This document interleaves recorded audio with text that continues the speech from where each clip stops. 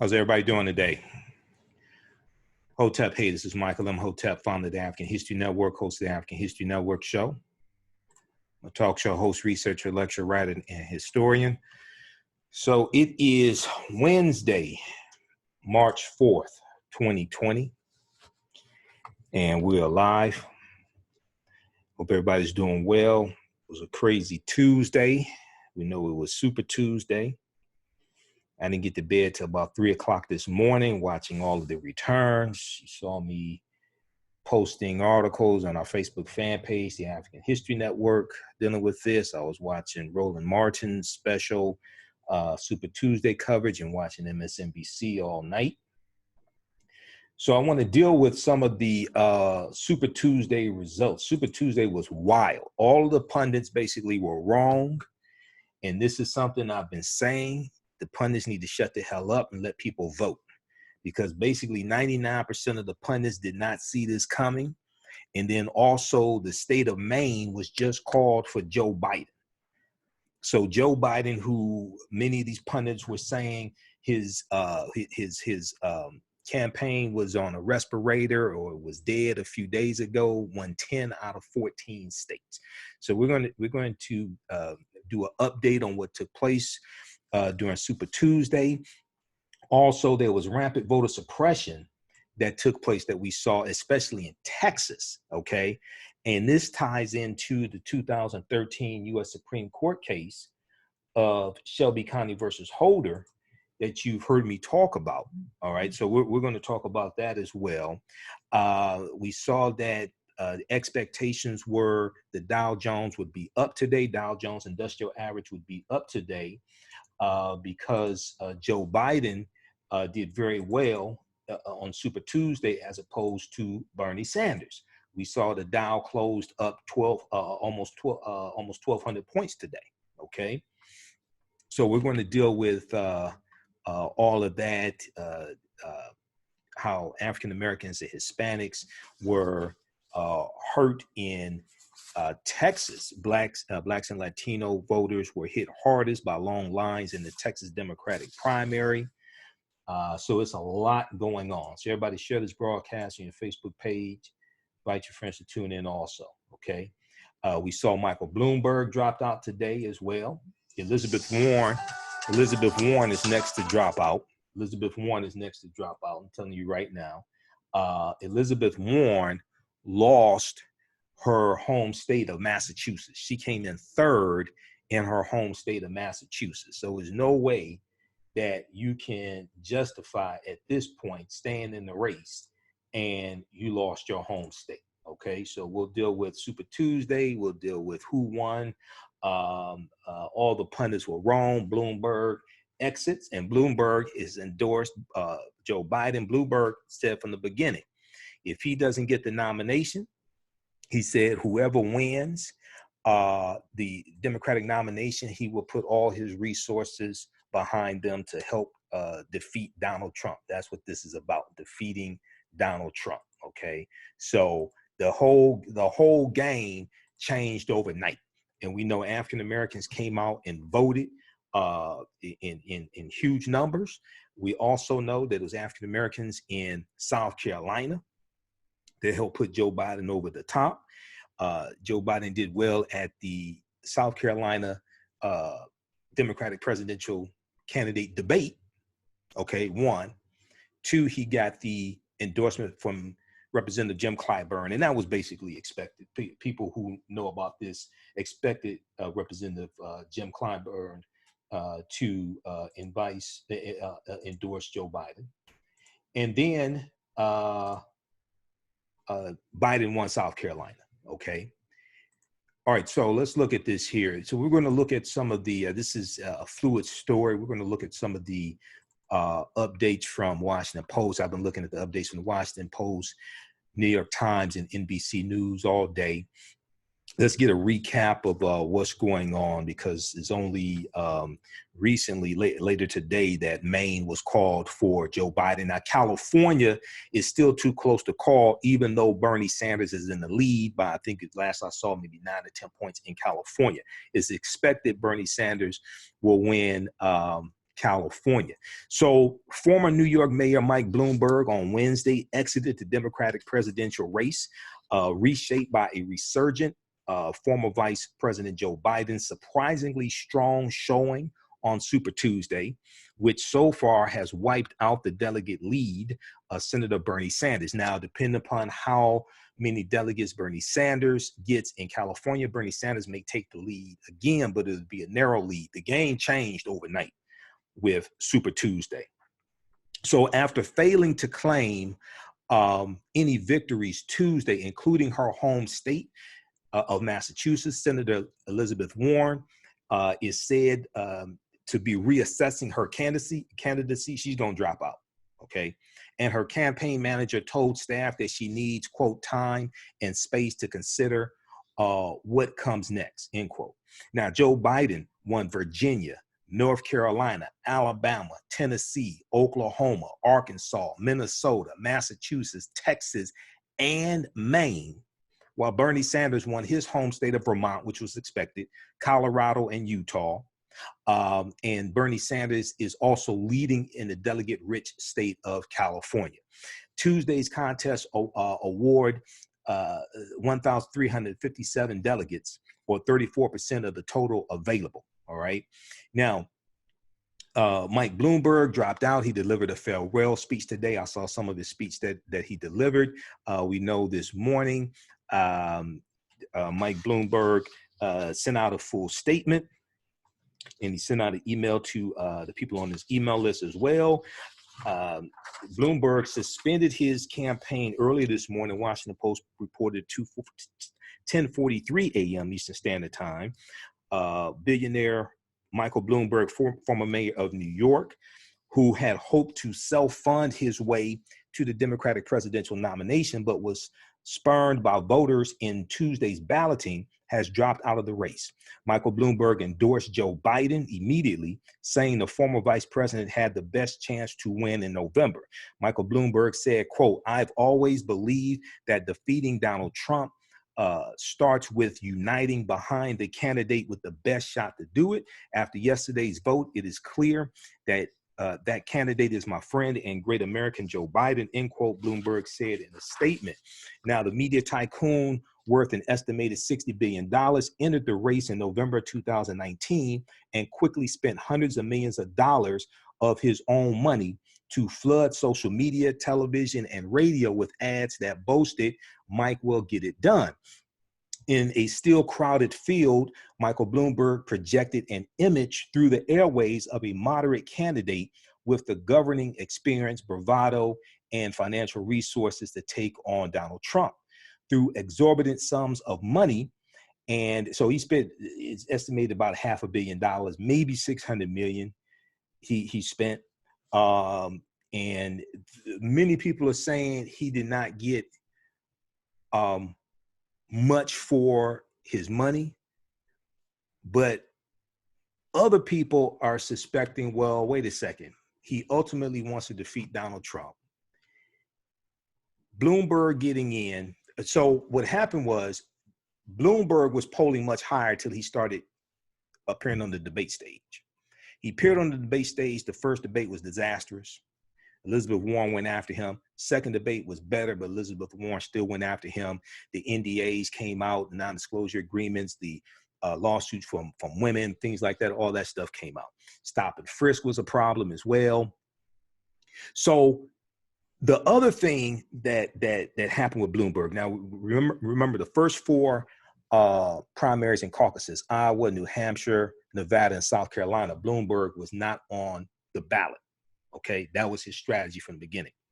The other thing that hurt Bloomberg, we saw this past weekend in the Selma, Alabama area.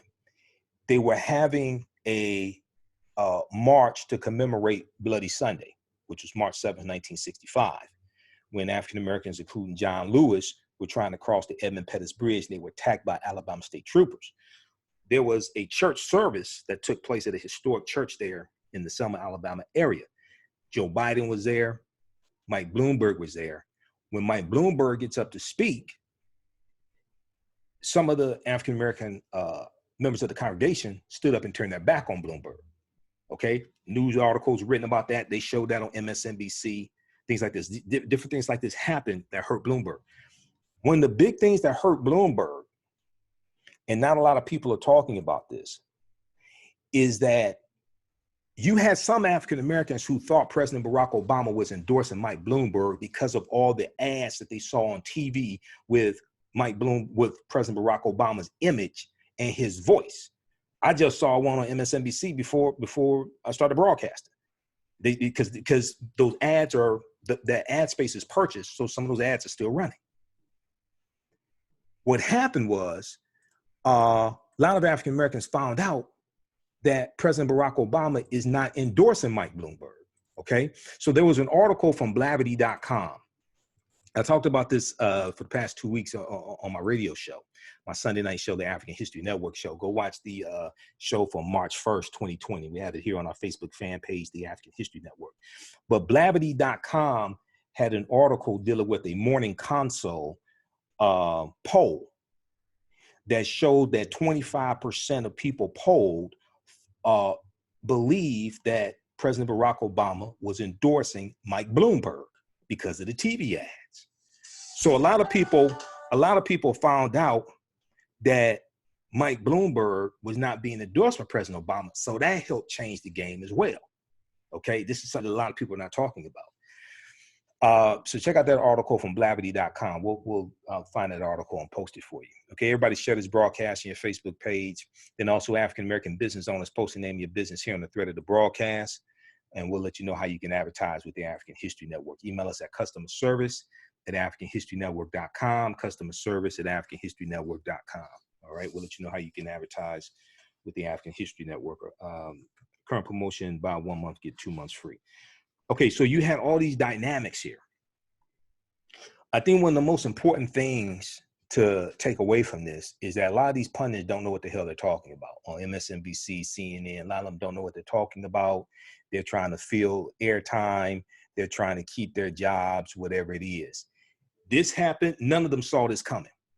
This is what happens when people actually vote, okay?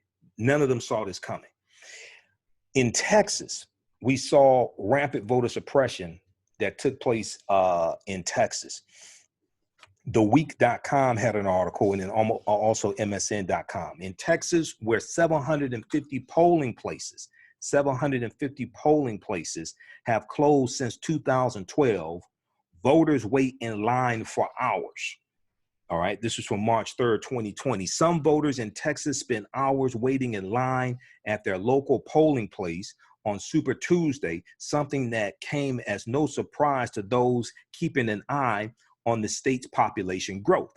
At Texas Southern University in Houston, which is an HBCU, historically Black college and university, voters waited for 4 hours to cast their ballots. Ari Berman, who writes for thenation.com, Ari Berman, author of the book, Give Us the Ballot, The Modern Struggle for Voting Rights in America, tweeted, quote, "This is what voting in Texas looks like after Supreme Court gutted Voting Rights Act." Okay, this is what voting in Texas looks like after Supreme Court gutted Voting Rights Act. Okay, so that deals with the Shelby County versus Holder 2013 U.S. Supreme Court case. You've heard me talk about that lately. All this ties into politics, ties into voting, ties into understanding how politics is the legal distribution of scarce wealth, power, and resources, and the writing of laws, statutes, ordinances, amendments, and treaties, their adoption, interpretation, and enforcement. This all ties into history, okay? We see that we're coming up on the anniversary of Bloody Sunday, March 7th, 1965. And they were fighting for the Voting Rights Act of 1965. And we saw that the Voting Rights Act of 1965 was gutted by the U.S. Supreme Court case of Shelby County versus Holder. 2013, a 5-4 decision. In Shelby County versus Holder, in Shelby County versus Holder, the Supreme Court ruled 5-4 to give 9 states, most of them in the South, the ability to change election laws without receiving advanced approval from the federal government, okay? So what happened is the states that had a history of putting obstacles in the way of African Americans voting, poll taxes, literacy tests, grandfather clauses, whatever it was. Those states, because of the 1965 Voting Rights Act that most people don't understand, go to congress.gov, and search for the 1965 Voting Rights Act. Also go to history.com. History.com is the official website of the History Channel, okay? And search for the 1965 Voting Rights Act there as well, all right? So what happened was Section 5 was gutted by the U.S. Supreme Court. So that right after that happened, right after the Supreme Court decision, all these states came out with new voter ID laws, trying to suppress the African-American vote, trying to suppress the vote of Hispanics and also college students, okay? And so the states that previously had to get approval from a federal judge to make any changes to polling locations, the times that the polls are open, how many weekends you have souls to the poll voting where African Americans go vote after church, or early voting. Because of that Supreme Court ruling, they don't have to get approval from a federal judge. So people went crazy. Now you see, you got to understand history here. Shelby County versus Holder happened because of what happened in the 2012 presidential election. This is why when I do lectures dealing with this, I got to explain history. We don't understand history or law. And there's always when you have periods of time of progress of African Americans, there's always a white backlash. 1877, the compromise of 1877 ended Reconstruction, that period of time from 1865 to 1877, where African Americans were making progress, acquiring land, opening businesses, things like this during Reconstruction. Okay. Okay, we should still be broadcasting. All right. Then 1968, Richard Nixon becomes president, who ran on the platform of law and order. Law and order means protect white people and lock up black people. Richard Nixon was a backlash to the civil rights movement, the Black Power movement, the rebellions that were taking place across this country, 1967 Detroit Rebellion, 67 Newark, New Jersey Rebellion, all of this. Affirmative action in 1965, Civil Rights Act of 64, Voting Rights Act of 65. Richard Nixon was a backlash to all of that, okay? Donald Trump was a backlash in 2016 to 2 terms of President Barack Obama, the Black Lives Matter movement, holding police officers accountable, any perceived gains that African Americans made during the 2 terms of Barack Obama. Donald Trump was a backlash to all of that. And Trump partly ran on the platform of law and order, which was a throwback to Richard Nixon in 68. He also ran on the platform of Make America Great Again, which was a slogan from Ronald Reagan from about 1980. So Donald Trump is a backlash to 2 terms of President Barack Obama. But what happened was in 2012, presidential election 2012, there was voter suppression taking place then. But 66% of African Americans who were registered to vote voted. Okay, 66% of African Americans who were registered to vote voted in 2012. One, that was a record number, that was a record percentage of African American voter turnout. 1. 2, that was the first presidential election where the percentage of African Americans voting was greater than the percentage of white people voting. The 2012 presidential election with Barack Obama on the ballot. That scared a lot of white Republicans to death because they understood they had a declining population, and they understood the Republican Party in general had a declining population as well. So then 2013, the empire struck black.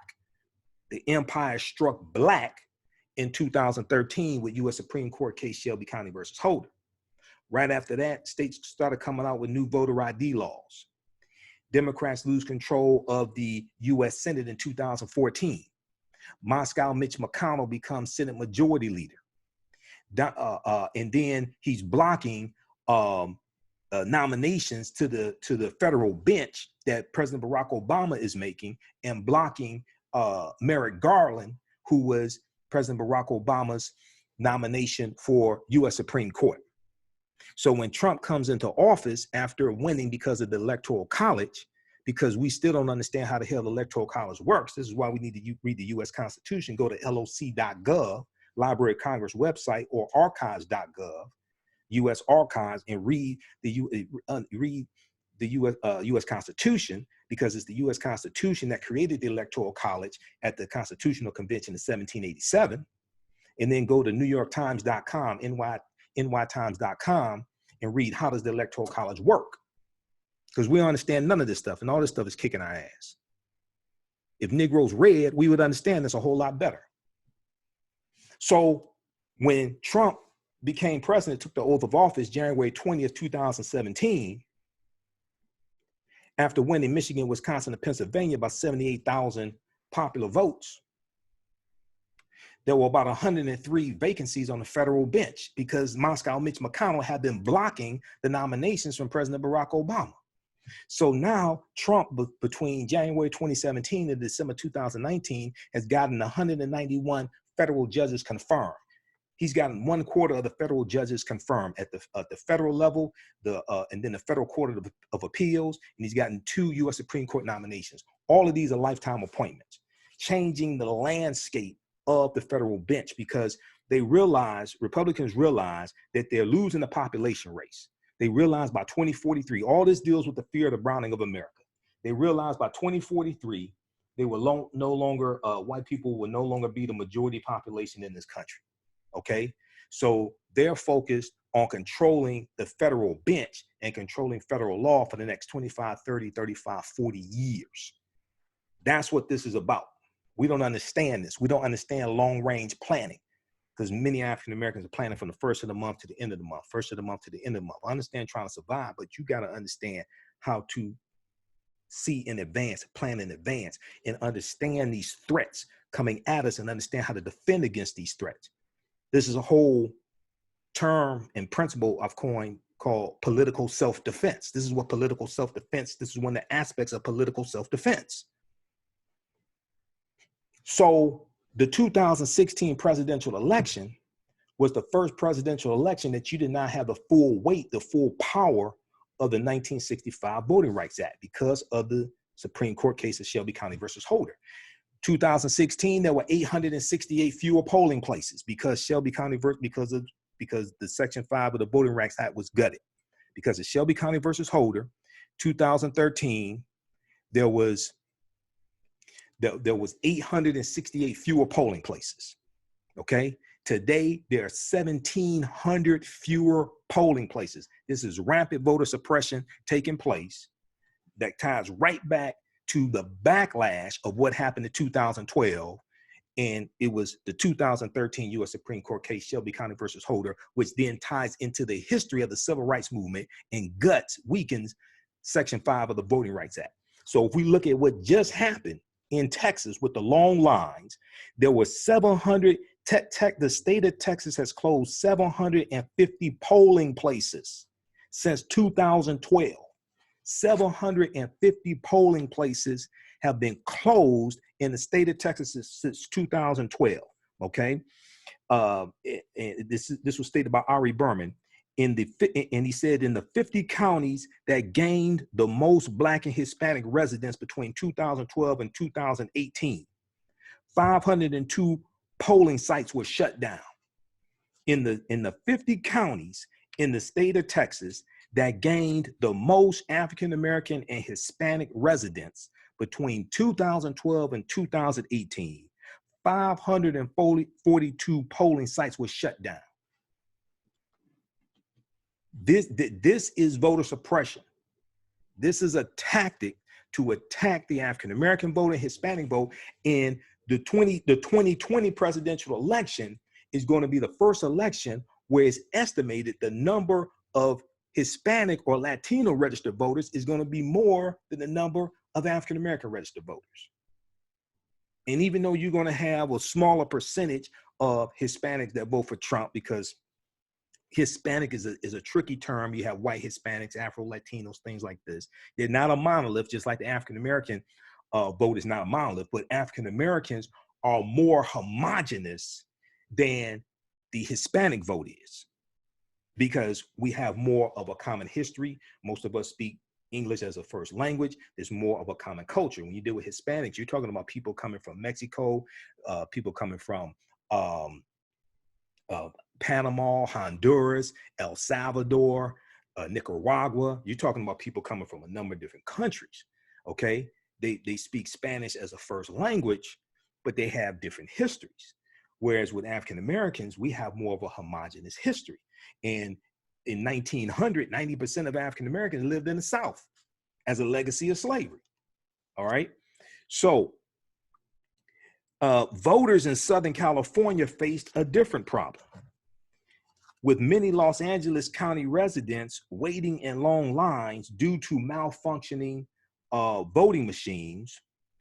Polls officially closed at 8 p.m., but Bernie Sanders, independent from Vermont, and they got right here, independent from Vermont, because I tell people now, I like Bernie.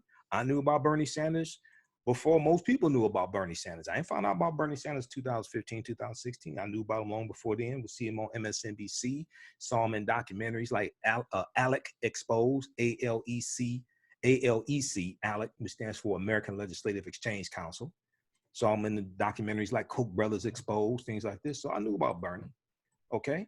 Well, I also knew Bernie Sanders was an independent. Bernie Sanders is not a Democrat. I mean, just be honest. That's why it says independent Vermont. If you go to Senate.gov right now, Senate.gov is the official website of the U.S. Senate. At Senate.gov, all of the U.S. senators have a page on Senate.gov.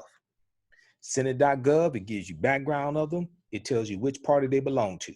Go to his Senate page right now. It's going to say IVT, Independent Vermont.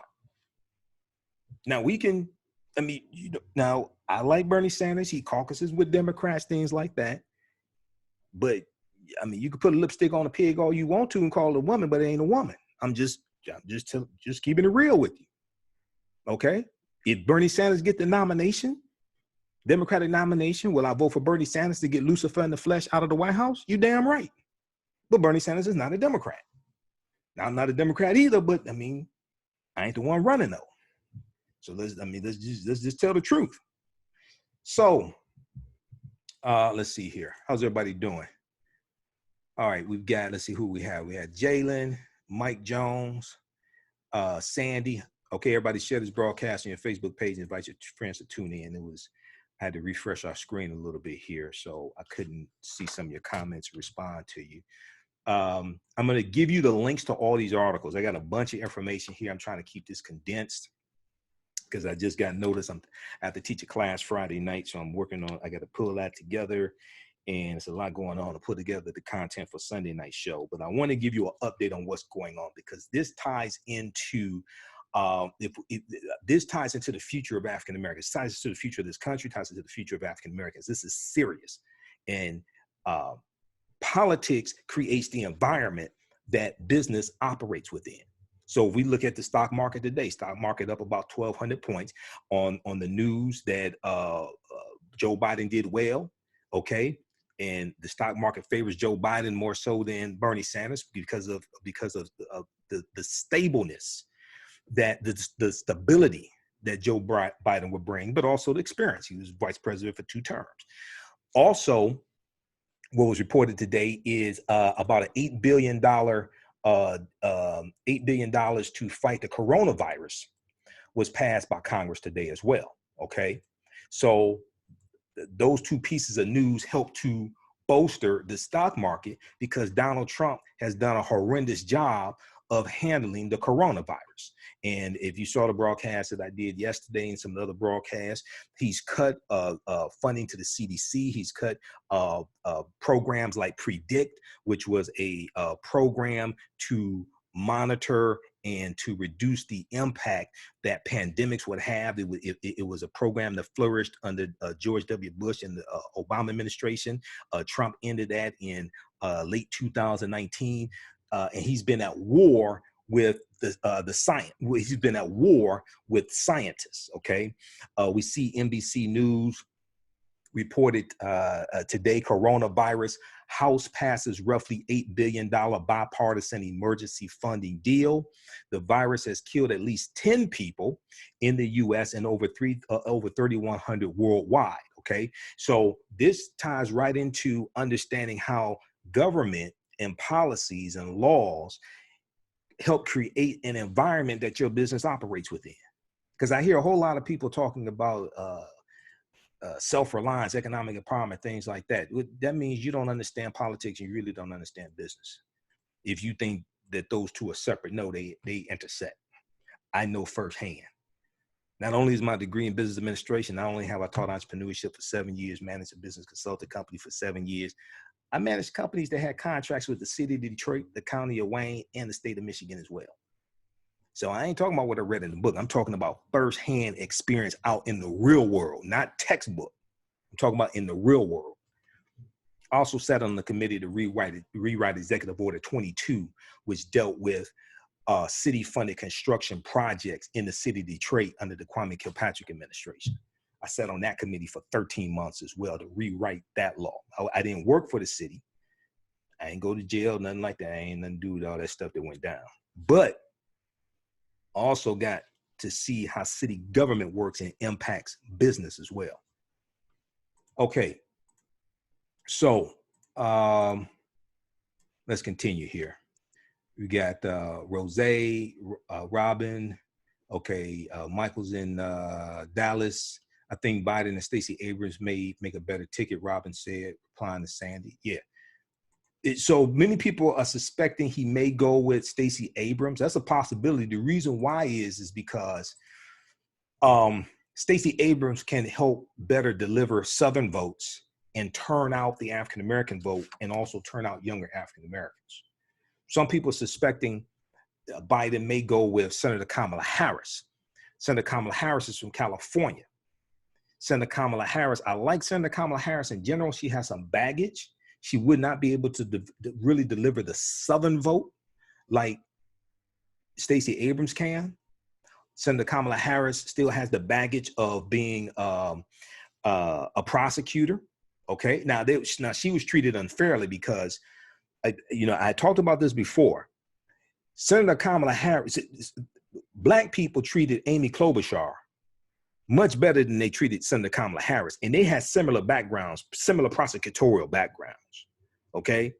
So if you want to hold Senator Kamala Harris to the standard that you held her to, you need to hold Amy Klobuchar to the same standard. It wasn't until like maybe the last couple of months that Amy Klobuchar really got blowback for the Myron Burrell case, okay? And that really blew up, all right? There were some missteps that Kamala Harris made in her campaign also. She announced it around Dr. King Day, January 2019. And it took her until about September of 2019 to come out with her criminal justice reform program, her criminal justice plan. She should have done that earlier to tamp down a lot of the attacks on her prosecutorial background. There was some mistakes that she made also, but all you have to do, go look and see how many people had videos about Senator Kamala Harris and go see how many videos they had about Amy Klobuchar. Go look and see how many memes were floating around on social media about Kamala Harris and her prosecutorial background and she's a cop. Go look and see how many memes you saw on social media about Amy Klobuchar. Okay? Now, I'm not saying give somebody a pass. I'm saying hold all the candidates to the same standard. It's totally unfair to hold a Black candidate to a much higher standard than you hold a white candidate to. That's totally unfair. All right, let's continue here. Also, if you like this type of information, you donate to the African History Network, paypal.me/the AHN show, paypal.me/the AHN show, and at our website, also through Cash App, $ the AHN show through Cash App, $ the AHN show through Cash App. Okay, that helps us keep doing the research, finance our Sunday night show, stay on the air, etc. All right. So voters in South Carolina faced a different problem, with many Los Angeles County residents waiting in lines due to malfunctioning voting machines. Polls officially closed at 8 p.m., but Senator Bernie Sanders, independent from Vermont, campaign requested an emergency temporary restraining order and injunctive relief in order to keep the polling places open so everyone can, quote, exercise their constitutional right to vote, The campaigns of former Vice President Joe Biden and Senator Elizabeth Warren also appealed to the California Democratic Party to keep the polls open as long as a voter is in line before polls close. They are allowed to vote, and the California Democratic Party is sending representatives to sites around Los Angeles County to get people to let people know their rights. That was reported by Politico's reporter Christopher Cadalago. Okay, now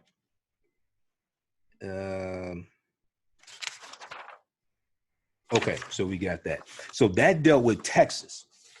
We saw MSN.com had a really good article. Black and Latino voters were hit hardest by long lines in the Texas Democratic primary as well. They talked about Harris County.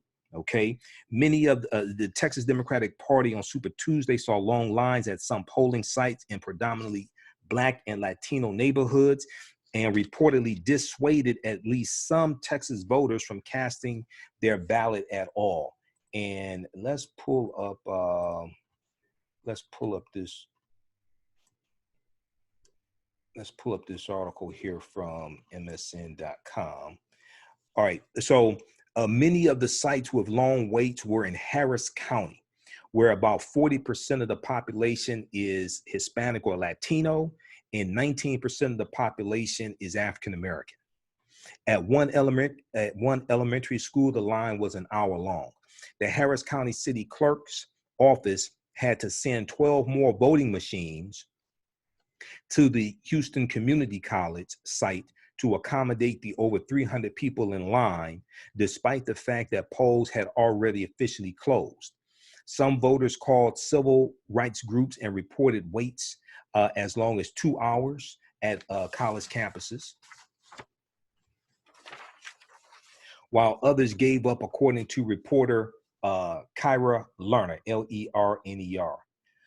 We don't know whether turnout was higher than expected in these areas, but it is likely that the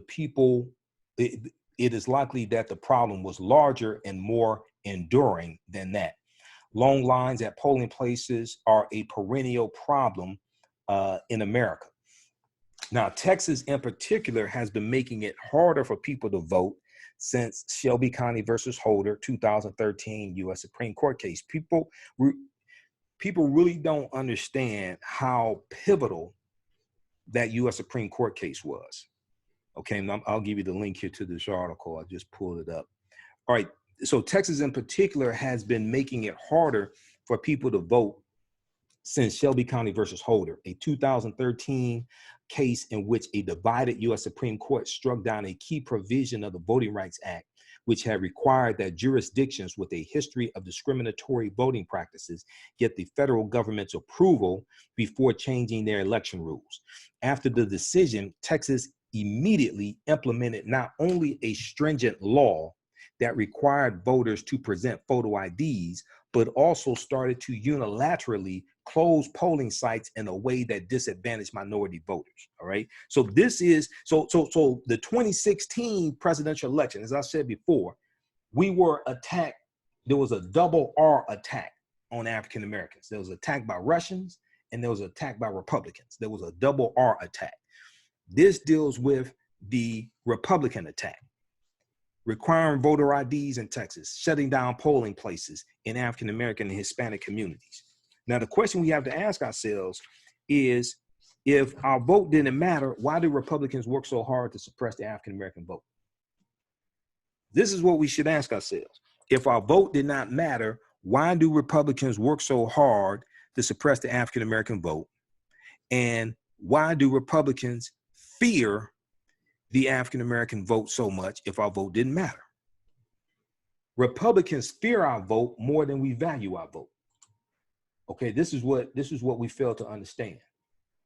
Republicans fear our vote more than we value our vote. And let's get that started over there. Okay, so after the 2013 Shelby County versus Holder, U.S. Supreme Court case, Texas immediately implemented not only a stringent law that required voters to present photo IDs, but also started to unilaterally close polling sites in a way that disadvantaged minority voters. According to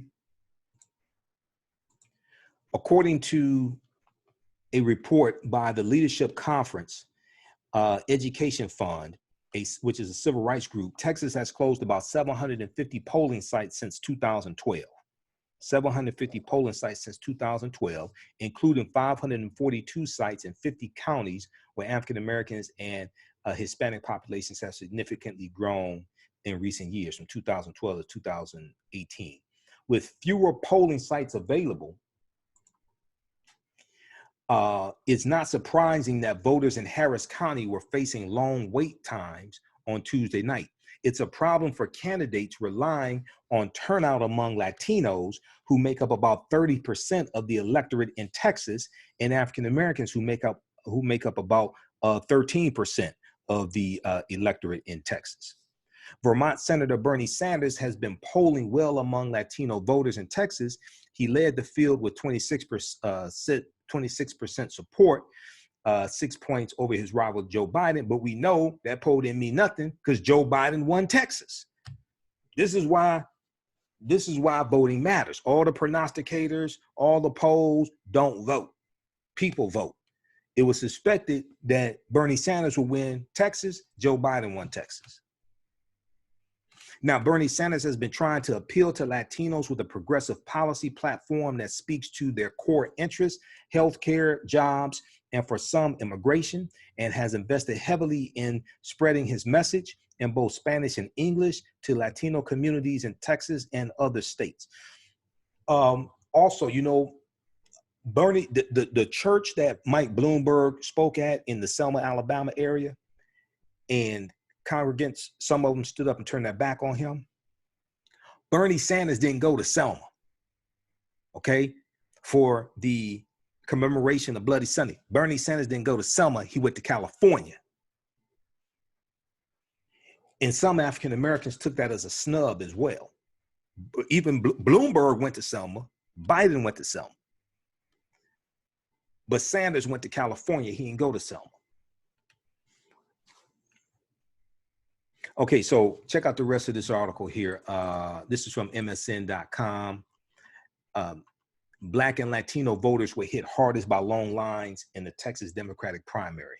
Let's post a link to this article here on the thread of the broadcast also, so you can check that out.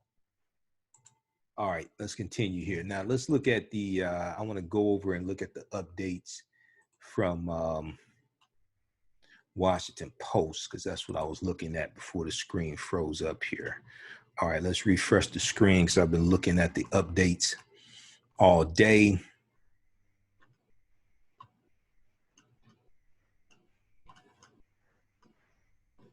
Okay, let's just refresh again here. African-American vote was huge. Washington Post has 7 big findings from Super Tuesday exit polls. Let's see, we've got this.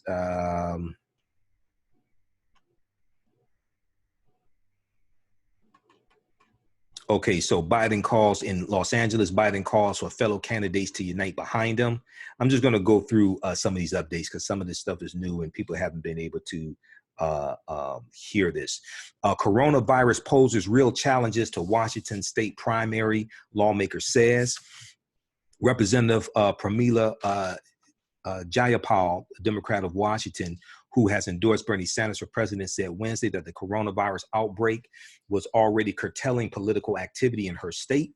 She said our state Democratic Party it did postpone our big dinner that was supposed to be on Saturday night, and it does pose some real challenges.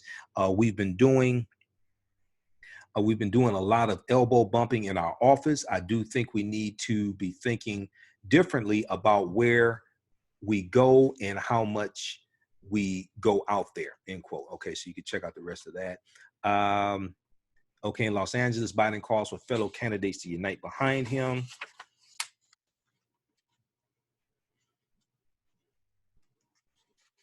Okay, Bloomberg gave an emotional farewell speech to his supporters. He said, "It's still the best day of my life." Bloomberg officially announced his exit from the Democratic presidential race on Wednesday afternoon and threw his support behind Joe Biden in an emotional speech to supporters in New York.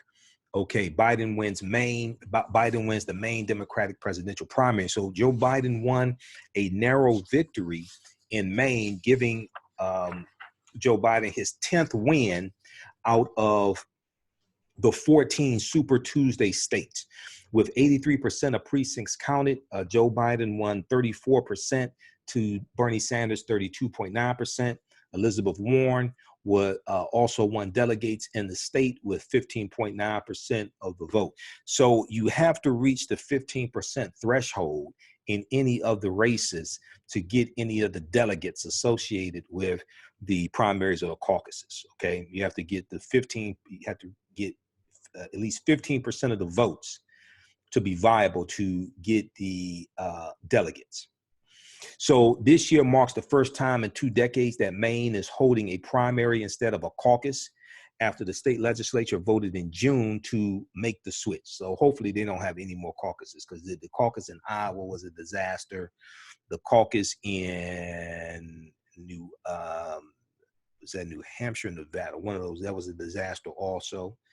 Wasn't as bad as Iowa, but they shouldn't do any more caucuses. It's the dumbest. I think Nevada was a caucus. It's the dumbest. It's the dumbest idea.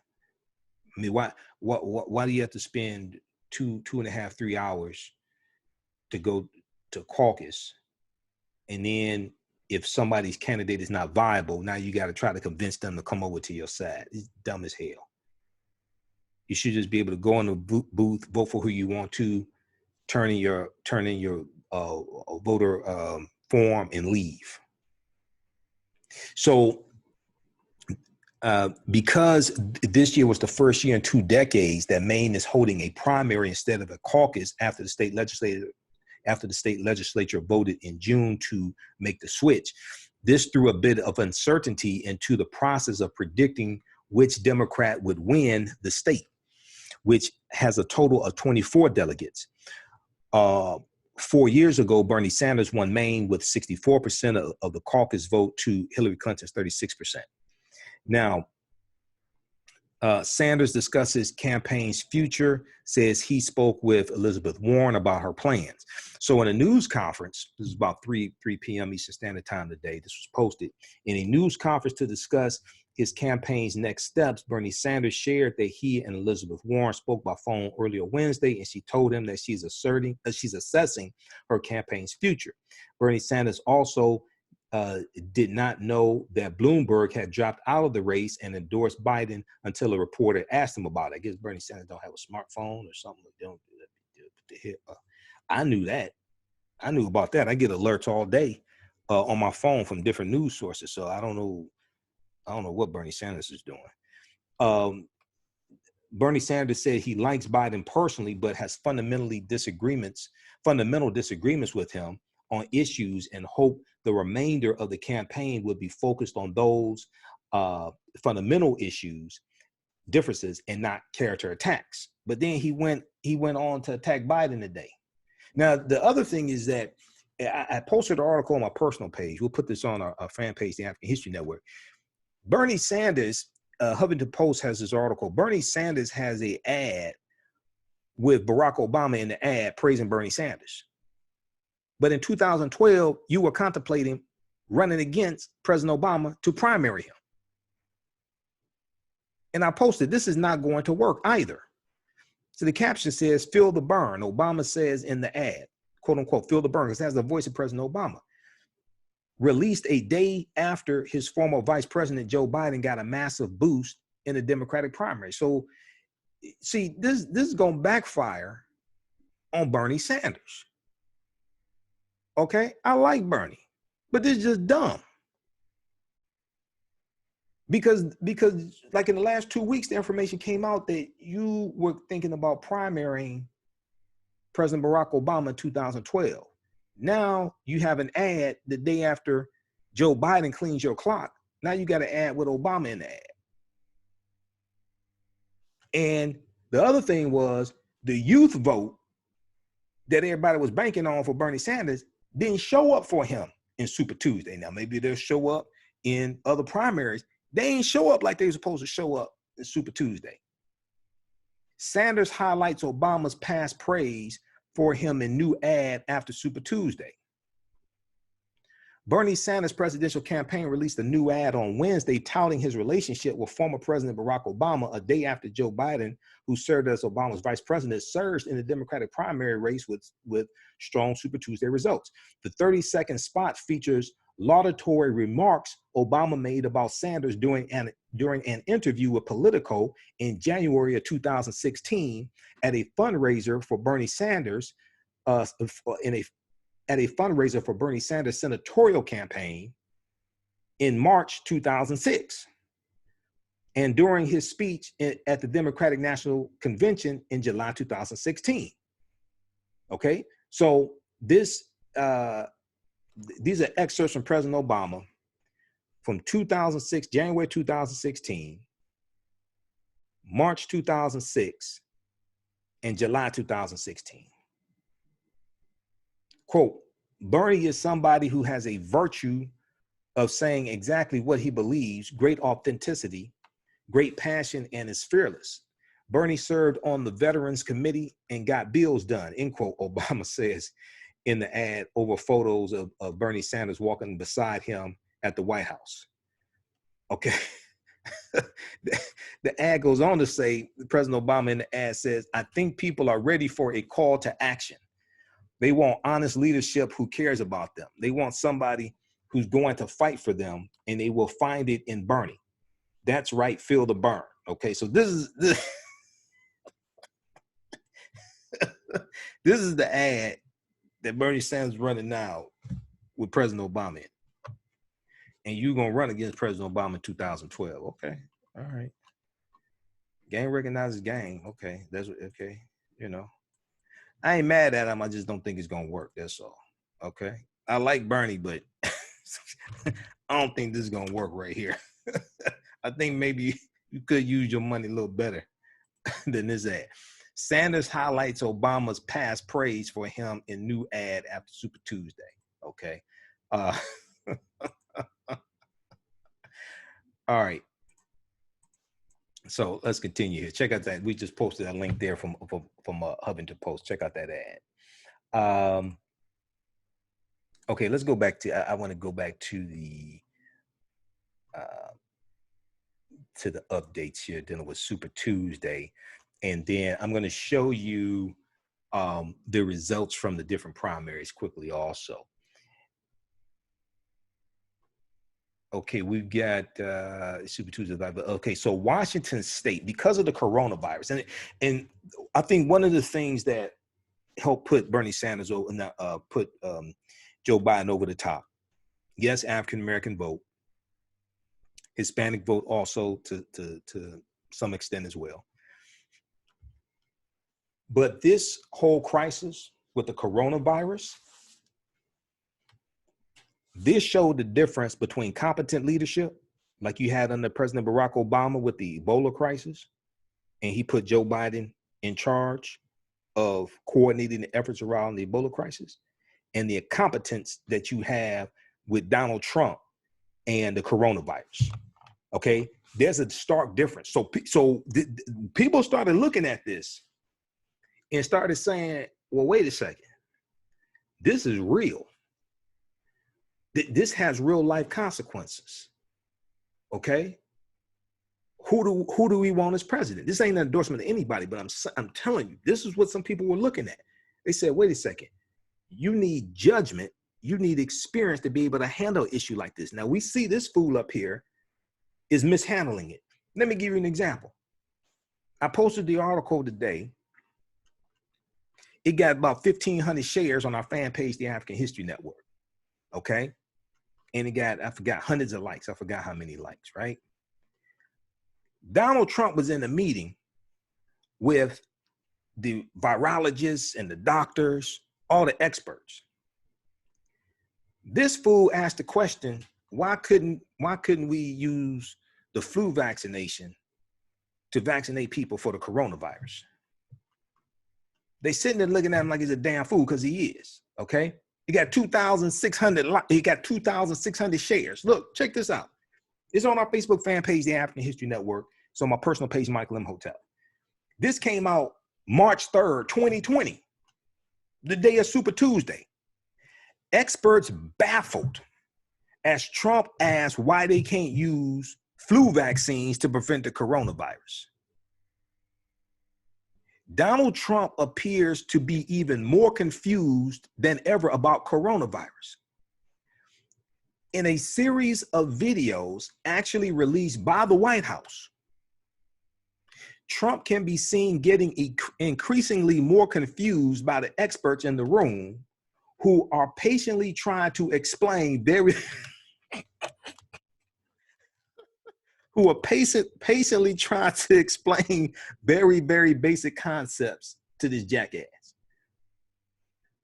During one segment, he seems incapable of understanding how long it actually takes to formulate a vaccine, repeatedly suggesting a couple of months should be the time frame, because he, quote, likes that better, end quote, than the actual realistic year and a half estimate he's been given. Because the expert, Dr. Anthony Fauci, is one of the top experts in this field.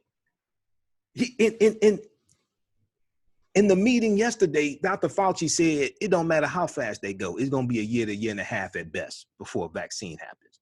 Trump is like, why can't it be 2 months?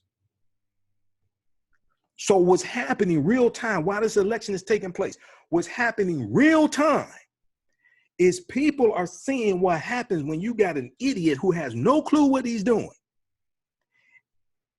And he's governing over 329 million people. And you got a virus that's spreading, and he really don't know what the hell to do about it. This is an example of how elections have consequences. And his incompetence is impacting the economy. Okay? Read this article here from MSN.com. This is the most hilarious thing. Okay? Check this out, okay? Experts baffled as Trump asked why they can't just use flu vaccines to prevent the coronavirus. They're sitting there just trying to explain it to this fool, okay? So he keeps going on and on about this among awkward laughter from people who understand that science doesn't actually bow to Trump's whims. It only stops when the advisor explains vaccines have to be tested because there's precedent for vaccines actually making diseases worse. So after you develop the vaccine, it then has to be tested and approved by the Food and Drug Administration. You can't just come up with a vaccine and then put it out in the population. You don't want to rush and treat 1 million people and find out you're making 900,000 of them worse. Trump's response was a baffling, quote unquote, that's a good idea. But perhaps the weirdest of all was when he thought that he, a mediocre business person, may have come up with a solution to a complex global pandemic, which no medical professional could ever have thought of. Trump said, you take a solid flu vaccine. He said, you take a solid flu vaccine. You don't think that would have an impact or much of an impact on corona? Okay. The response was probably none. That's simple. So Kellyanne Conway, who was in the room while all this was going on, said nothing, but her husband, okay, George Conway, made the obvious point. George Conway posted on Twitter, I was there. He said, I wish there were a vaccine against abject stupidity. That's what Kellyanne Conway's husband, George Conway, said. George Conway has donated to Joe Biden's campaign, by the way. The Hill.com, I think it was the Hill, reported that today. He donated the maximum amount to Joe Biden's campaign. He want to make sure his wife don't have a job. That's how much he hates. That's how much he hates Trump. Read this article here. So people are seeing in real time the importance that judgment and being able to listen to the experts and follow the scientists. They're seeing real time how important that is. All right, let's see here. So check that out. Okay, so let's go back to the clips and let me close this blind here because the sun is setting. Hold on.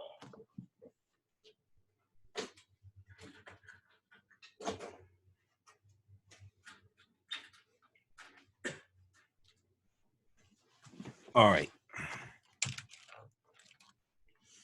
So we have this other update here dealing with the coronavirus.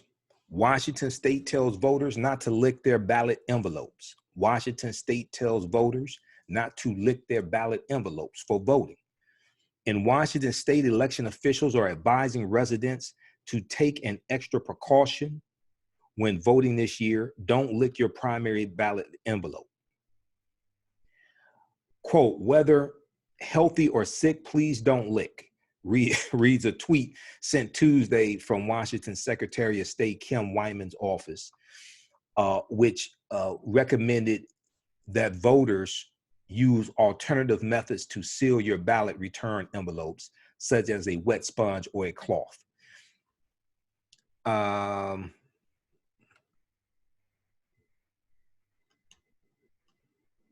Let's see here. I'm looking at the pertinent updates. Biden's rollout of more congressional endorsements. Okay, Biden gets more congressional endorsements. House committees requesting Secret Service protection for all candidates, Biden co-chair says.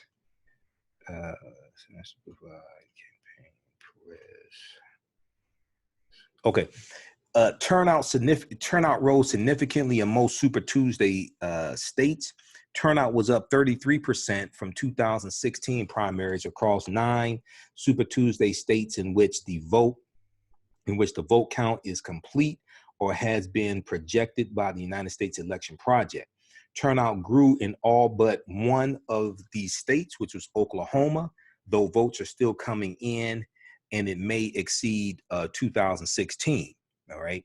Now, the biggest increases were a 69% jump in turnout in Virginia and an expected 60% uptick in Texas compared with 2016 turnout.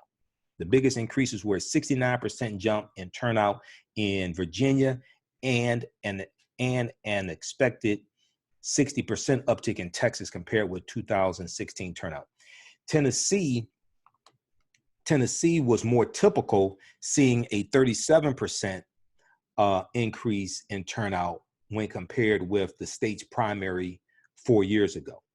The statistics include 4 states that switched from caucuses in 2016 to primaries this year, all of which had very large and expected increases in participation.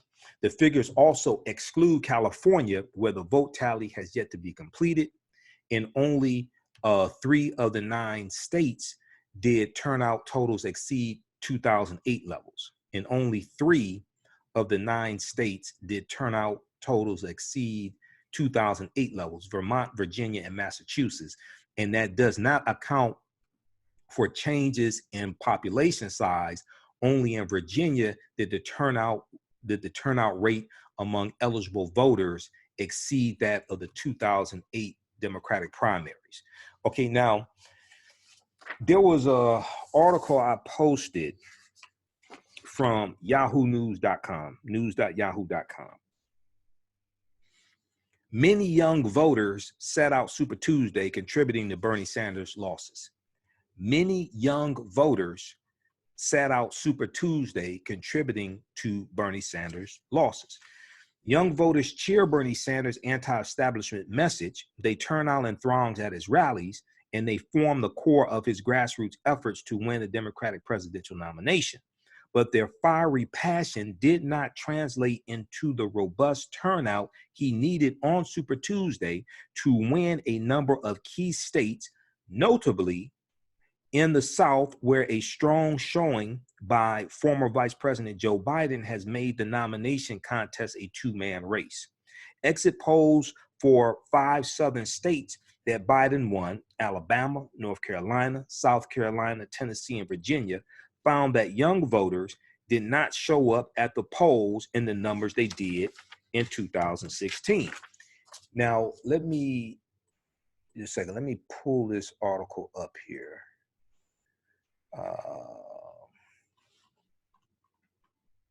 Now, while all this is going on, if you saw another article I posted today from news.yahoo.com as well, this article is from March 3rd, 2020. Trump administration quietly cuts funding to the nation's poorest schools.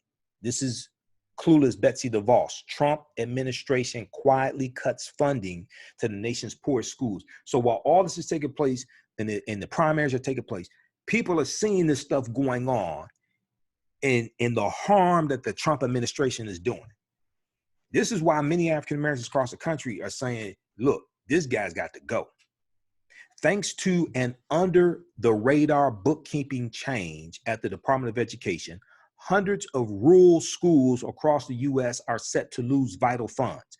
As reported in the New York Times, the Department of Education has changed the eligibility criteria for the rural and low-income school program, which provides funding for school districts in some of the poorest parts of the country. The change will make it harder for districts to demonstrate their eligibility, meaning hundreds of them will lose tens of thousands of dollars, and in some cases, much more. Nearly a seventh of the U.S.'s public school pupils live in rural school districts, which long have been poor and underfunded. Many depend on the program to fund everything from anti-bullying initiatives to counseling to language lessons for non-English speakers. To qualify for the program, school districts must prove that at least 20% of their area school children live in poverty. Officially, they are required to do so using census data. Census data is extremely important. This census is taking place right here in 2020, and they start counting in April, if I remember correctly. And also the Census Bureau has to hire about 500,000 people. So census.gov, www.census.gov, the U.S. Census is hiring right now. They have the information right on the homepage of their website. So if you got somebody living in your house that's not working, have them go to census.gov because they are hiring. CENSUS, census.gov. To qualify for the program, school districts must prove that at least 20% of the area's children, school-aged children live in poverty. Officially, they are required to do so using census data. But because the census often leaves out many people living in rural areas, they have in practice been allowed to cite the percentage of their pupils who qualify for free or subsidized meals. So all of this deals with government and how politics is the legal distribution of scarce wealth, power, and resources, and the writing of laws, statutes, ordinances, amendments, and treaties, their adoption, interpretation, and enforcement. All this impacts every aspect of our life. The Department of Education has now abruptly decided that it will only allow school districts to use census data, meaning districts will struggle to account for all children in their local areas who would qualify. A Department of Education spokeswoman told the New York Times that the move is simply a matter of following the law and that Congress can legislate to formally change the criteria, but the move has nonetheless met with condemnation from both Democrats and Republicans.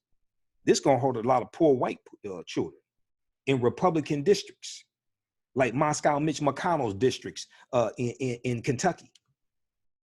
Even some of those sympathetic to Donald Trump and invested in his reelection are baffled as to why the Department of Education would withdraw the money from poor and rural school districts, including core parts of Donald Trump's electoral base. All them poor white people that voted for Trump, they're about to get screwed by this. Senators, including Susan Collins of Maine, who was too cowardly to vote to remove Trump from office, and she mistakenly said she thought he learned his lesson. Then she said, I hope he learned it. The only thing he learned is how cowardly you traitors are.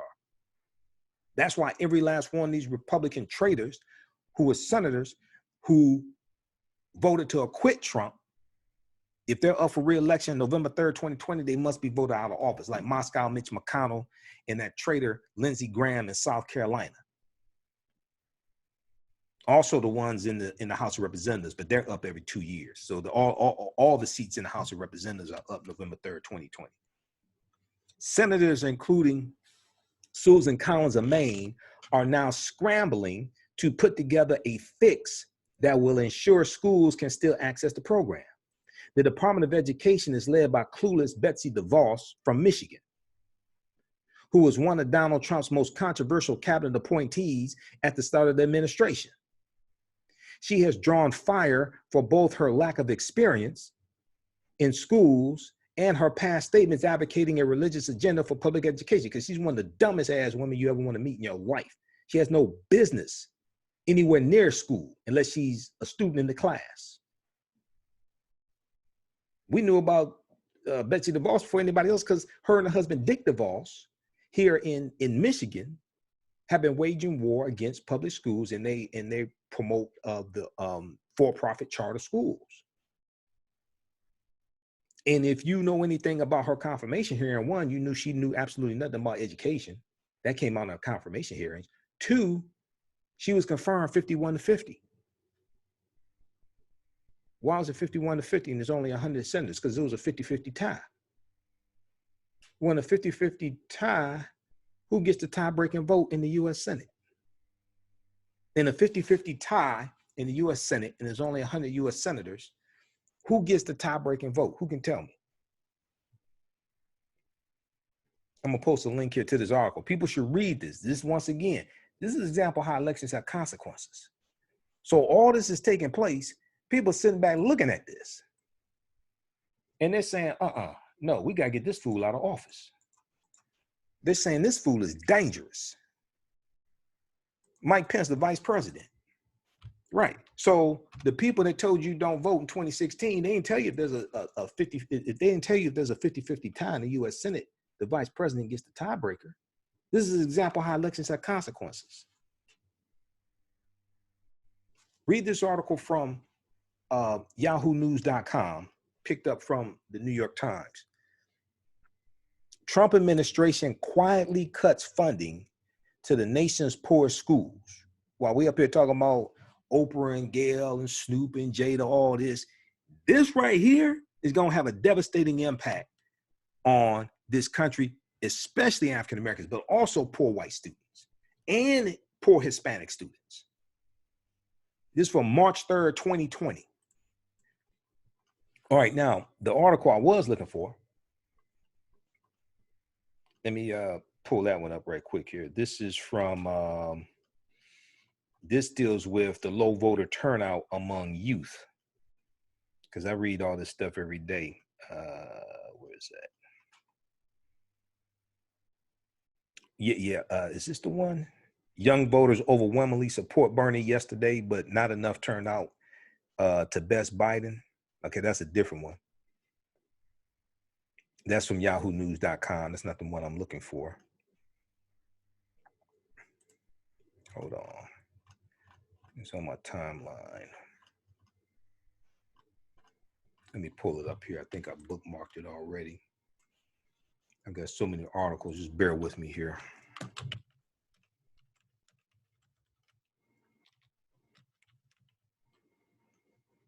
Yeah, here we go.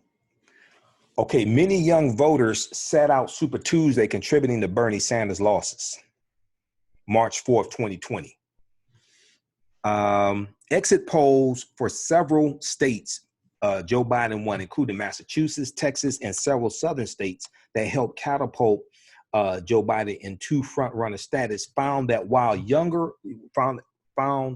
more young voters went to the polls this election cycle, they did not show up at the rate they did in 2016.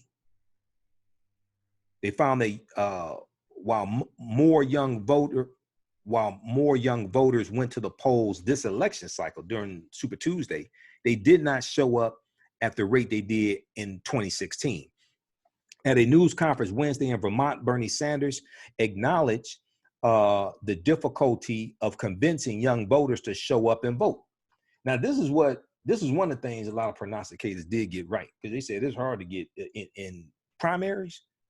It's hard to get younger voters to show up and vote. Also, younger voters don't focus on midterm elections, and they don't focus on the Senate and the House of Representatives as much as they do on the president.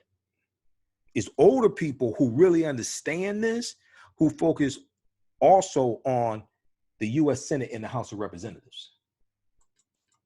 Because what a lot of people are saying is these promises that Bernie Sanders is making, you're not going to be able to get that stuff passed in the Senate. Most of that stuff, you're going to need 60 votes in the Senate, which means you're going to need some Republicans to vote for it. They're saying you ain't going to be able to get that stuff passed, Medicare for all that stuff. Now, if he gets it passed, more power to him. If he gets the nomination, like I said, I'll vote for him. But people that understand this, they're saying you ain't getting that passed in the Senate. So that's a problem. It's a problem with being able to promise stuff that either you're not going to be able to deliver, or it's going to be an uphill battle trying to get this passed in the Senate. The House possibly, but especially get it passed in the Senate is going to be an uphill battle. It may not be able to get it done at all. So this is one of the things people are saying is like, dude, this stuff is unrealistic. Now, this is what a lot of people don't understand when it comes to older African-American voters. Older African-American voters are very pragmatic. They've been around. They've heard all the promises. They've heard all the speeches. They've seen all the promises, all that stuff. They pay more attention to the Senate and the House of Representatives. They remember the fight for the Voting Rights Act of 1965, the fight for the Voting Rights Act of 64. They remember the Civil Rights Act of 1957. Okay? So when you talk to them, especially the baby boomer generation, when you talk to them, you have to know what you're talking about. When you talk about free this and free that, you have to be able to explain to them in terms that make sense how you going to pay for this, where the money's going to come from, how you going to get this stuff passed, because they know about Congress and the Senate. So I encourage people, because I hear a lot of people who want to disrespect a lot of older African Americans that think they're dumb and stupid, things like that. No. They remember a time when they could not vote. They remember Governor George Wallace, 1963 in Alabama. They remember Governor Ross Barnett of Mississippi. They remember Bull Connor in Birmingham, Alabama, 1963. They remember when Medgar Evers was shot and killed by Byron Della Beckwith, June 1963. They remember when John F. Kennedy was shot November 22nd, 1963. They remember when Dr. King was shot April 4th, 1968. Malcolm X, February 21st, 1965. They remember the rebellions, Detroit Rebellion, 1967, Newark, New Jersey, 1967. They remember all that. They remember when Nixon was elected in 68, who ran on the platform of law and order. Okay, so when you go talk to people, like my parents were born during World War II. My parents were born when President Franklin Roosevelt was president. Okay, you go talk to people like that. That see, when you've had more lived experiences tied to historical events and movements, You have a longer measuring stick to measure people by and measure their promises and plans and all that stuff by, because you've seen more. You lived under more presidents. So you go talk to people that were born when President Roosevelt was president. They lived through Roosevelt, Eisenhower. They lived through Kennedy, Lyndon Johnson, Nixon, Jimmy Carter, Gerald Ford, because Nixon resigned August 8, 1974. And then Gerald Ford from Michigan became president. They lived through Jimmy Carter, Ronald Reagan, lived through George H.W. Bush, Bill Clinton, 2 terms of George W. Bush, lived through Barack Obama. See, when you going through all that stuff, when people come talking about all this, what they're gonna do, you sitting back looking at them and say, look, explain this to me. How you gonna pay for this? Where's the money gonna come from? How you gonna get this passed in Congress? If you can't explain that to them, they're not going for that. Doesn't mean they don't like you, but it means that they've seen so much and they've heard so many promises, they're more cautious. They know the questions to ask. Many of them have been involved in politics. Many of them have been involved in the civil rights movement. So many people are familiar, many people have studied the March on Washington, August 28th, 1963. 250,000 people march on Washington, the March for Jobs and Justice. Dr. King spoke there, John Lewis spoke there, etc. 2 months before that, in Detroit, June 1963, you had the Walk to Freedom, led by Dr. King. Okay, now we hear about that in school, especially if you're in Detroit. Every Dr. King Day, you'll see a story on the news, local news here, that talks about that, right? My mom was in that march. Now, my mom don't claim she marched next to Dr. King like everybody else, like a lot of other people do. No, she don't say that. But my mom was in that march.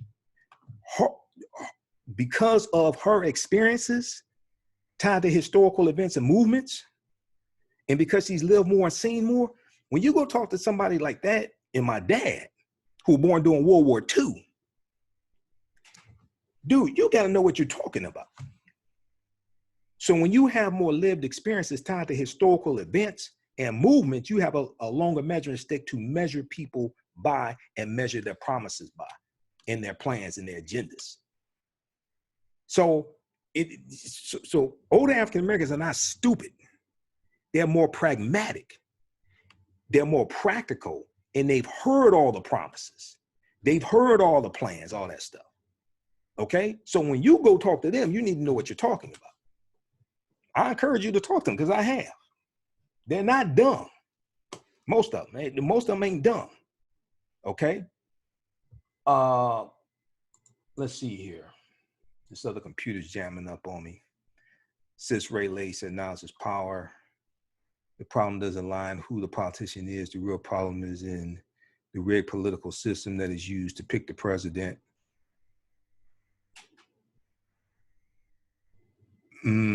Explain that. Not really, because elections have consequences.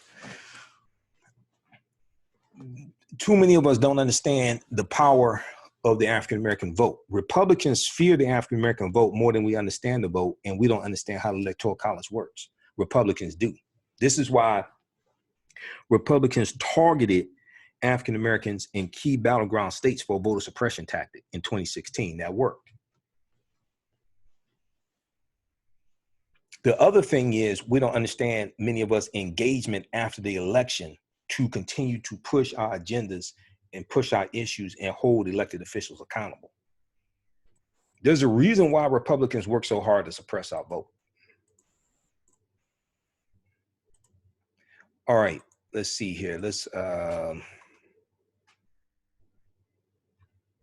I want to go look at some more updates here. And it's okay. Okay, new ad, Sanders takes shots at Biden, highlights praise from President Barack Obama. All right, let's look at the map of what happened here. Let's flip over to that one. Where is that? That is...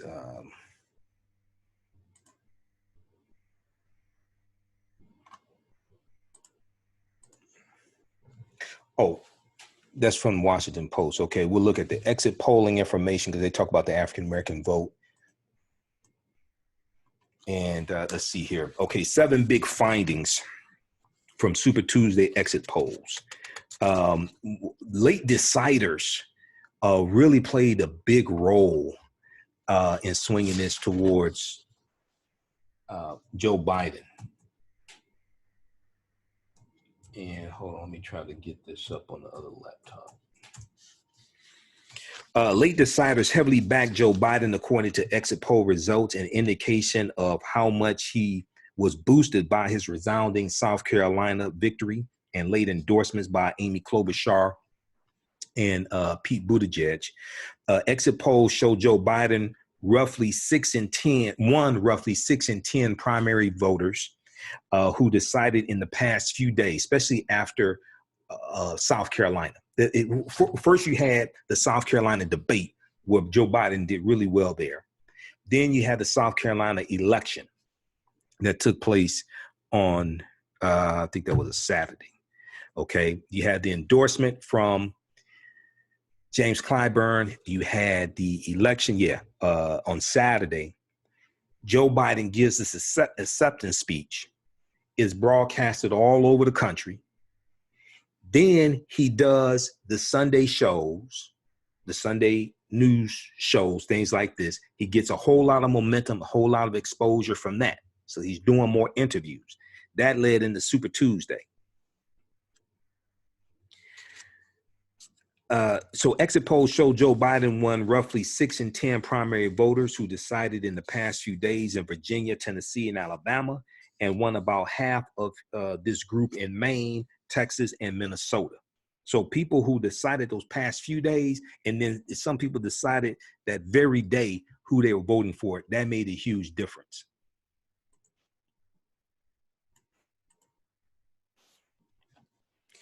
Bernie Sanders won no more than 3 in 10 late deciders in any state except his home state of Vermont, where Bernie Sanders and Joe Biden ran about even.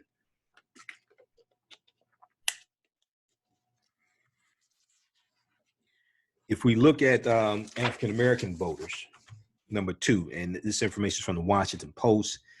They have, and I'll post a link here. They have information regarding exit polls. Black voters boosted Joe Biden across southern states. The question of whether South Carolina Black voters' strong support for Joe Biden was state specific or more of a national phenomenon was answered on Super Tuesday. Exit polling suggested Joe Biden won the votes of roughly 7 in 10 African Americans in Virginia and Alabama, and did nearly as well in North Carolina and Texas, getting roughly 60% of the vote, on par with his performance in the Palmetto state. Joe Biden even won the Black vote in California, a strong Bernie Sanders state, though he did not look to clear more than about 4 in 10 voters, with the rest divided among other candidates. We saw that Hispanic voters boosted Bernie Sanders. And we know in California, Bernie Sanders was working hard to get the Hispanic vote. Hispanic voters showed a strong preference. And let me see, where is this here? This is exit polls here. Okay. Hispanic voters showed a strong preference for Bernie Sanders in the states where they made up the largest shares of the Democratic primary voters. Exit polls show about 3 in 10 voters in Texas identified themselves as Hispanic, and just under half of them voters for Bernie Sanders. Joe Biden got about 1 in 4 votes from Hispanics, okay? So about 3 in 10 voters in Texas identified themselves as Hispanic, and just under half of them voters for Bernie Sanders. So Bernie Sanders got basically 50% of Hispanic voters, and Joe Biden got basically 25% of Hispanic voters. The share of Hispanic voters was slightly smaller in California, but Bernie Sanders won the group by a larger margin, according to exit polling, capturing a majority of the votes. Joe Biden got about 1 in 5, giving Bernie Sanders a margin of about 30 percentage points. Okay, now, okay, they break a lot of stuff down by race. I'm gonna post this link here. You can check that out. This is from the Washington Post, and this deals with exit polling from Super Tuesday primary. Exit polling.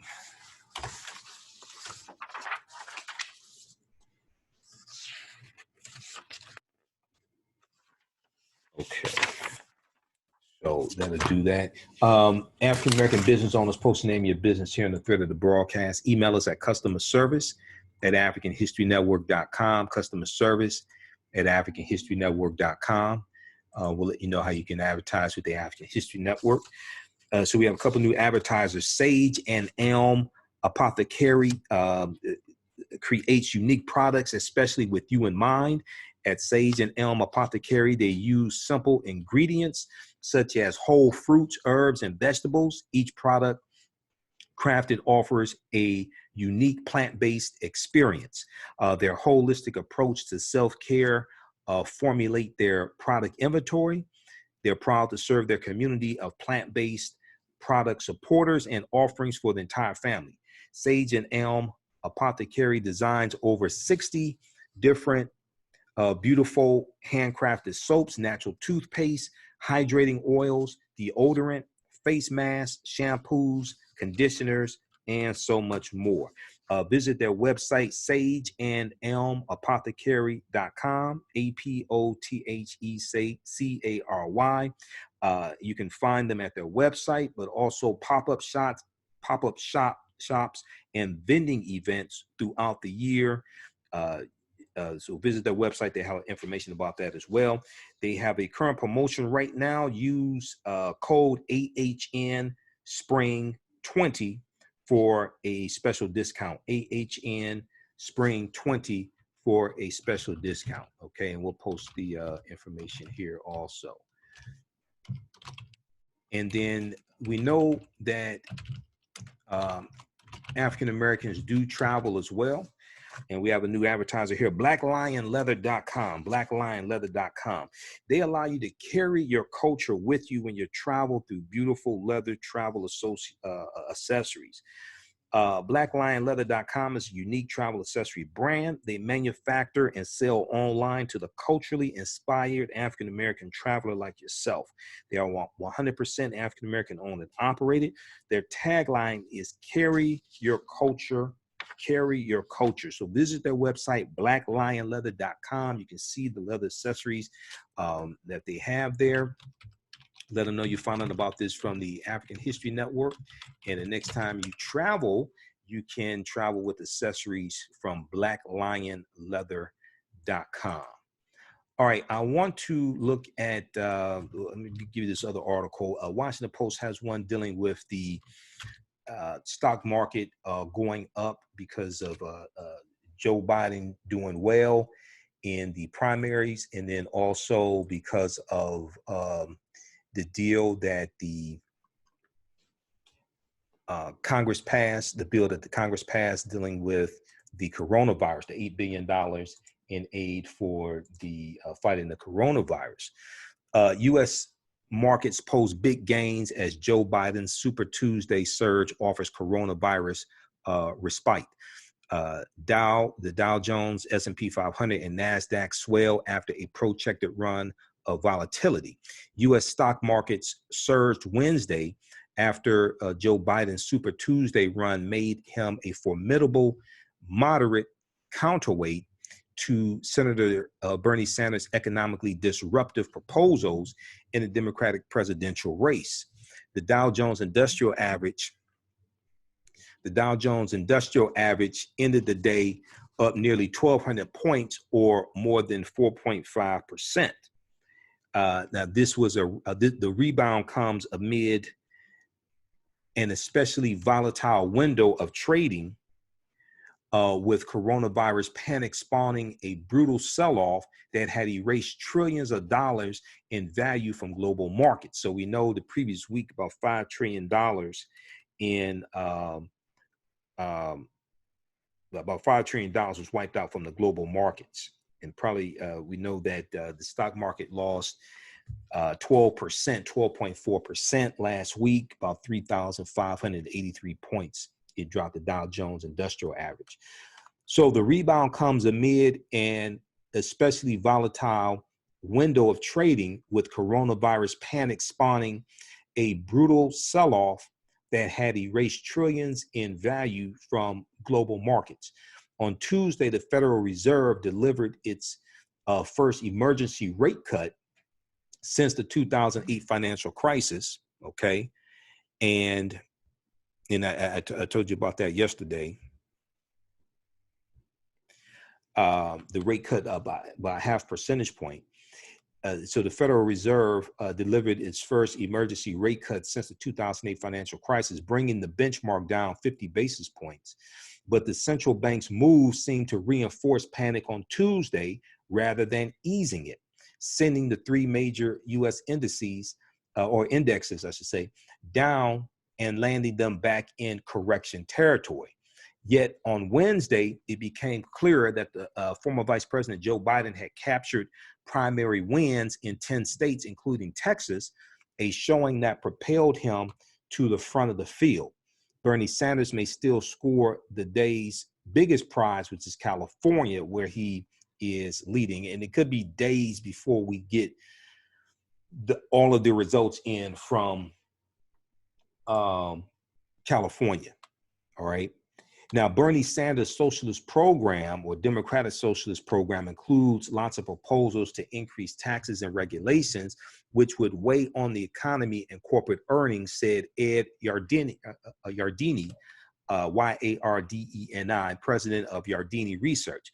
He said the markets sell-off last week on Sanders' primary victories and rebound on Monday after Joe Biden's big win in South Carolina. And this morning after Super Tuesday suggests that domestic U.S. politics may matter as much as the global health crisis to investors, end quote. So the Dow surged hundreds of points in the final minutes of Wednesday's session, closing at 27,991, up 1,173 points on one day, which is up almost 1,200 points. We saw the Standard & Poor's, the S&P 500 stock index finished up 4.2%.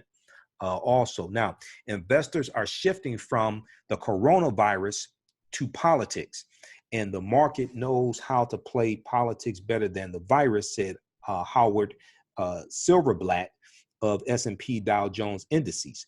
He said, but stocks could turn on a dime if there is a new memo on the coronavirus.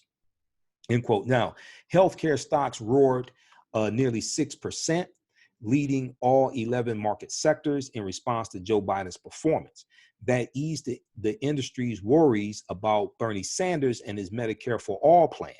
Cigna and United Health Group, who were two large health insurance companies, Cigna and United Health Group were up more than 10% in afternoon trading.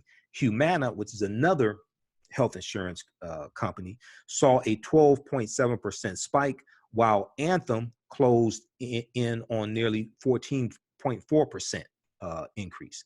United Health, a Dow component and industry barometer, had its best day in a decade.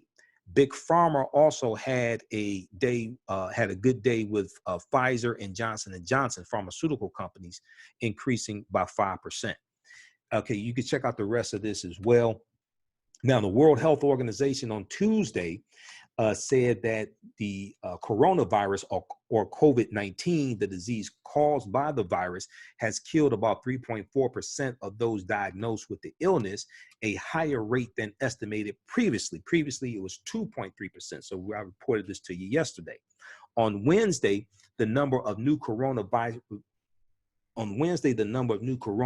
deaths reported outside of China exceeded those reported inside the country. The the center of the outbreak for the first time.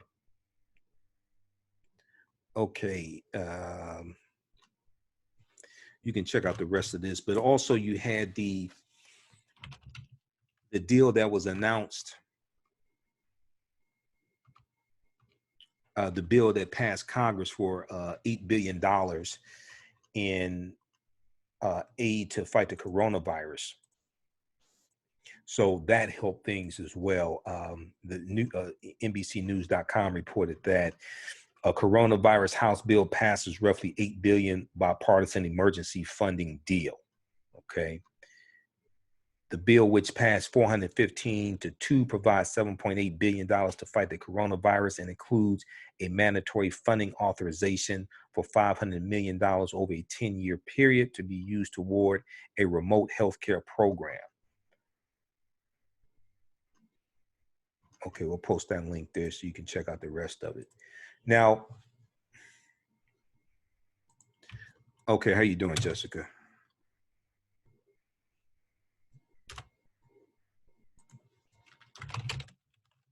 There was a article from theroot.com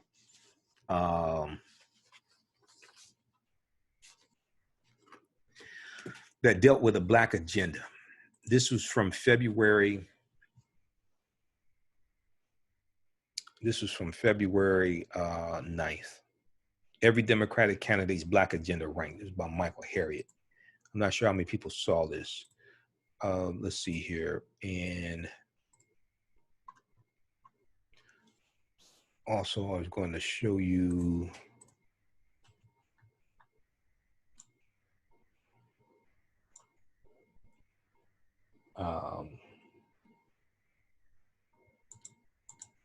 Also, I was going to show you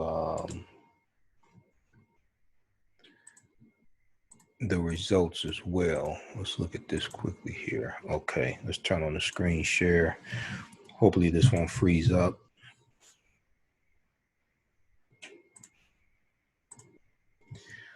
Okay, we look at the results from the Washington Post. All right, live results. So Alabama, Joe Biden won Alabama, 63.2% of the vote. He won Arkansas, 40.5% of the vote. California, Bernie Sanders is leading with 33.6% of the vote. Bernie Sanders won Colorado, 36% of the vote. Joe Biden won Maine, 34% of the vote. Joe Biden won Massachusetts, 33.4% of the vote. Biden won Minnesota, 38% of the vote. Biden won North Carolina, 43% of the vote. He won Oklahoma, 38% of the vote. Biden won Tennessee, 41% of the vote. He won Texas, 34% of the vote. And Utah went to Bernie Sanders, 34% of the vote. It shows you how many delegates are associated with each state as well.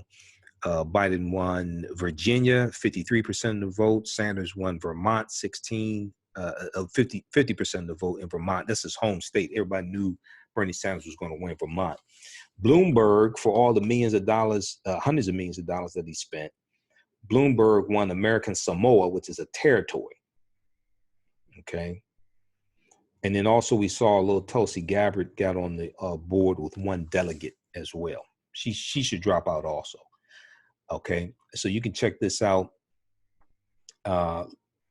Live results, Super Tuesday 2020, and this gives the results of who won the races in the contests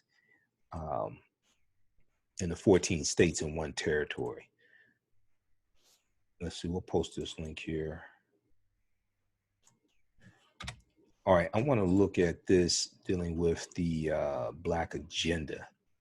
So a lot of people talk about a Black agenda. Once again, a Black agenda is what we present to candidates. It's not what we wait on the candidates to present to us.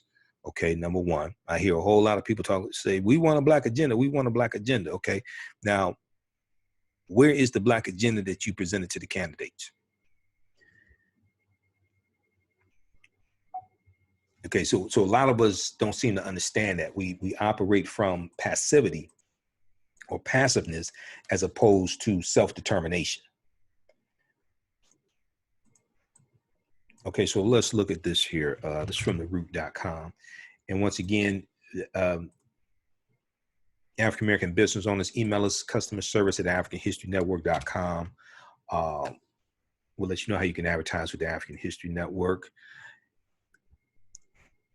And I'm checking the updates here, so just bear with me. Also, if you'd like this type of information, you can donate to the African History Network, $, the AHN show, $, the AHN show, through Cash App, and paypal.me/the AHN show through PayPal.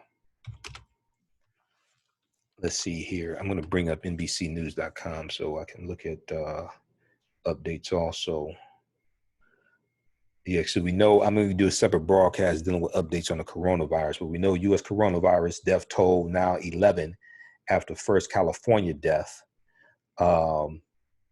And United Airlines plans to cut number of flights also. So you're going to see flights cut. This is going to have a huge ripple effect throughout the economy. This is going to have a huge ripple effect throughout the economy. So when we talk about, when we look at the presidential election, we look at an African-American agenda. We look at how the policies of these candidates are going to impact the African-American community. Which candidate can we get the most from? So now it's only basically two, okay? Elizabeth Warren gonna drop out. So that's inevitable. Elizabeth Warren had an African-American agenda. A lot of people may not have known that. That's why you have to go to the candidates' websites to actually look at their agenda, okay? So Michael Harriot for theroot.com, and ain't I don't post a lot of articles from Michael Harriot, but this is a good one here. And I don't post a lot of articles from The Root in general because I ain't a big fan of The Root. But anyway, every Democratic candidate's Black agenda ranked. So this is from February 9th, 2020. So they look at, so what they did was they asked policy experts, legal scholars, and political pundits, all of whom were African-American, to help The Root devise a policy matrix. Then they graded each plan on a scale of 1 to 10 using the following criteria. Economics, when they talk about economics, they're talking about reparations, economic inequality, employment and housing are just a few of the issues that they examine. 2, criminal justice.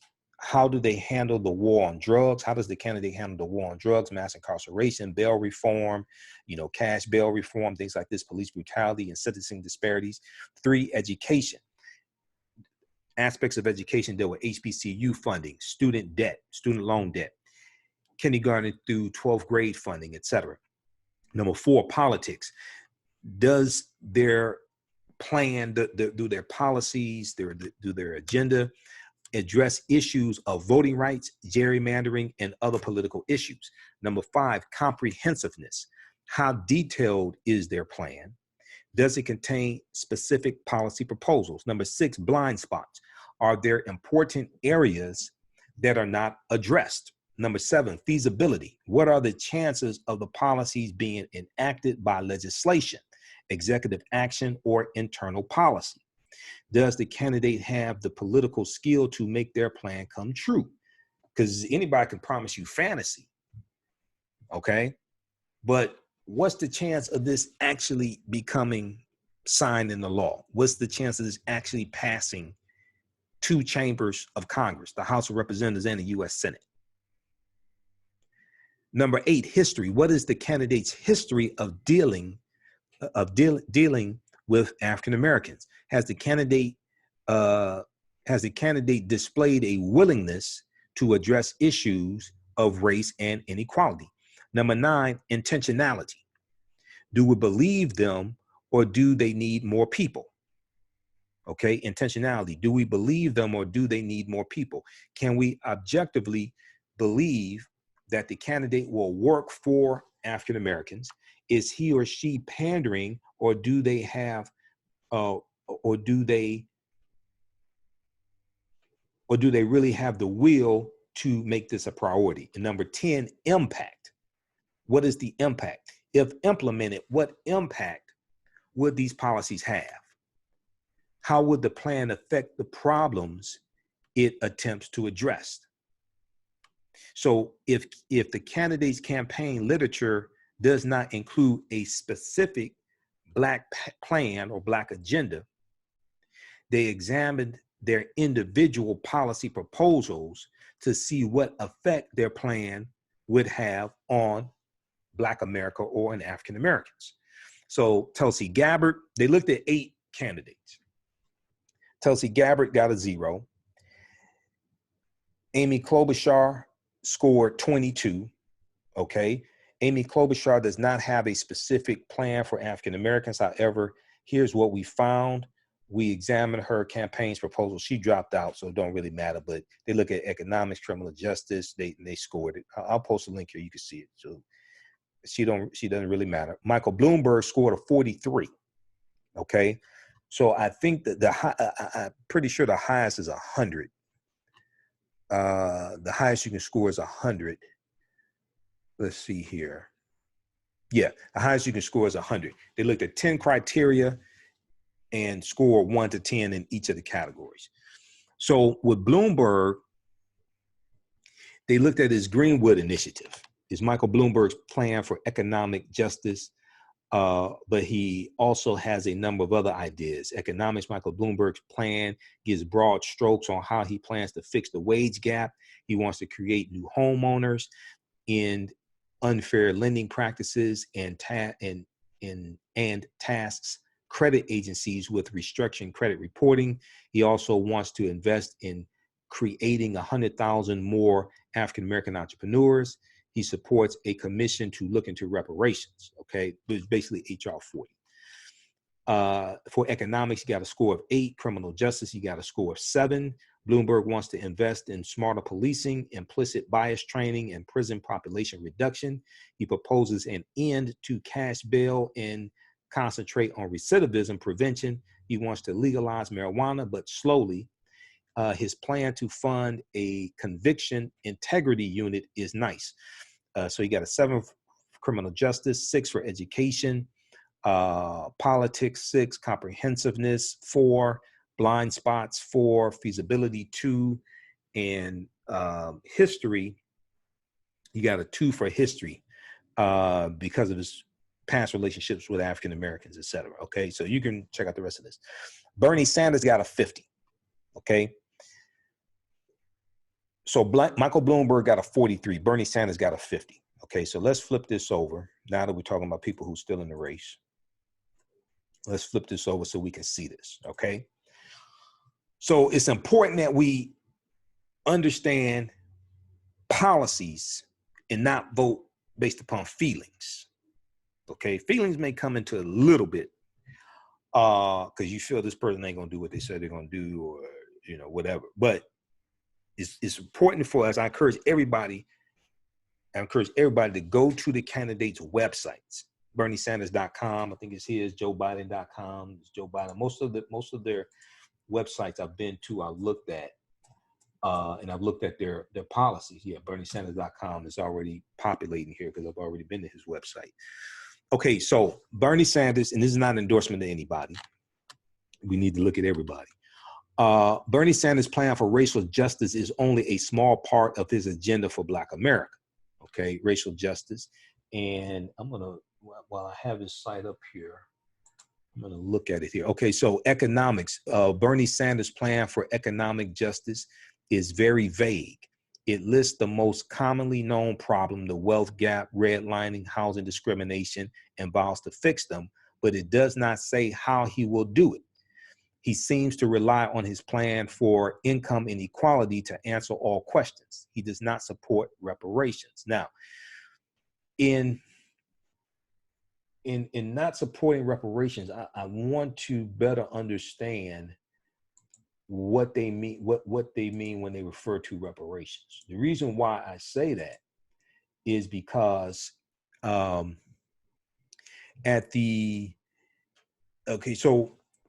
Bernie Sanders does not support just a cash payment and to deal with structural inequities, racism, the legacy of slavery, things like that.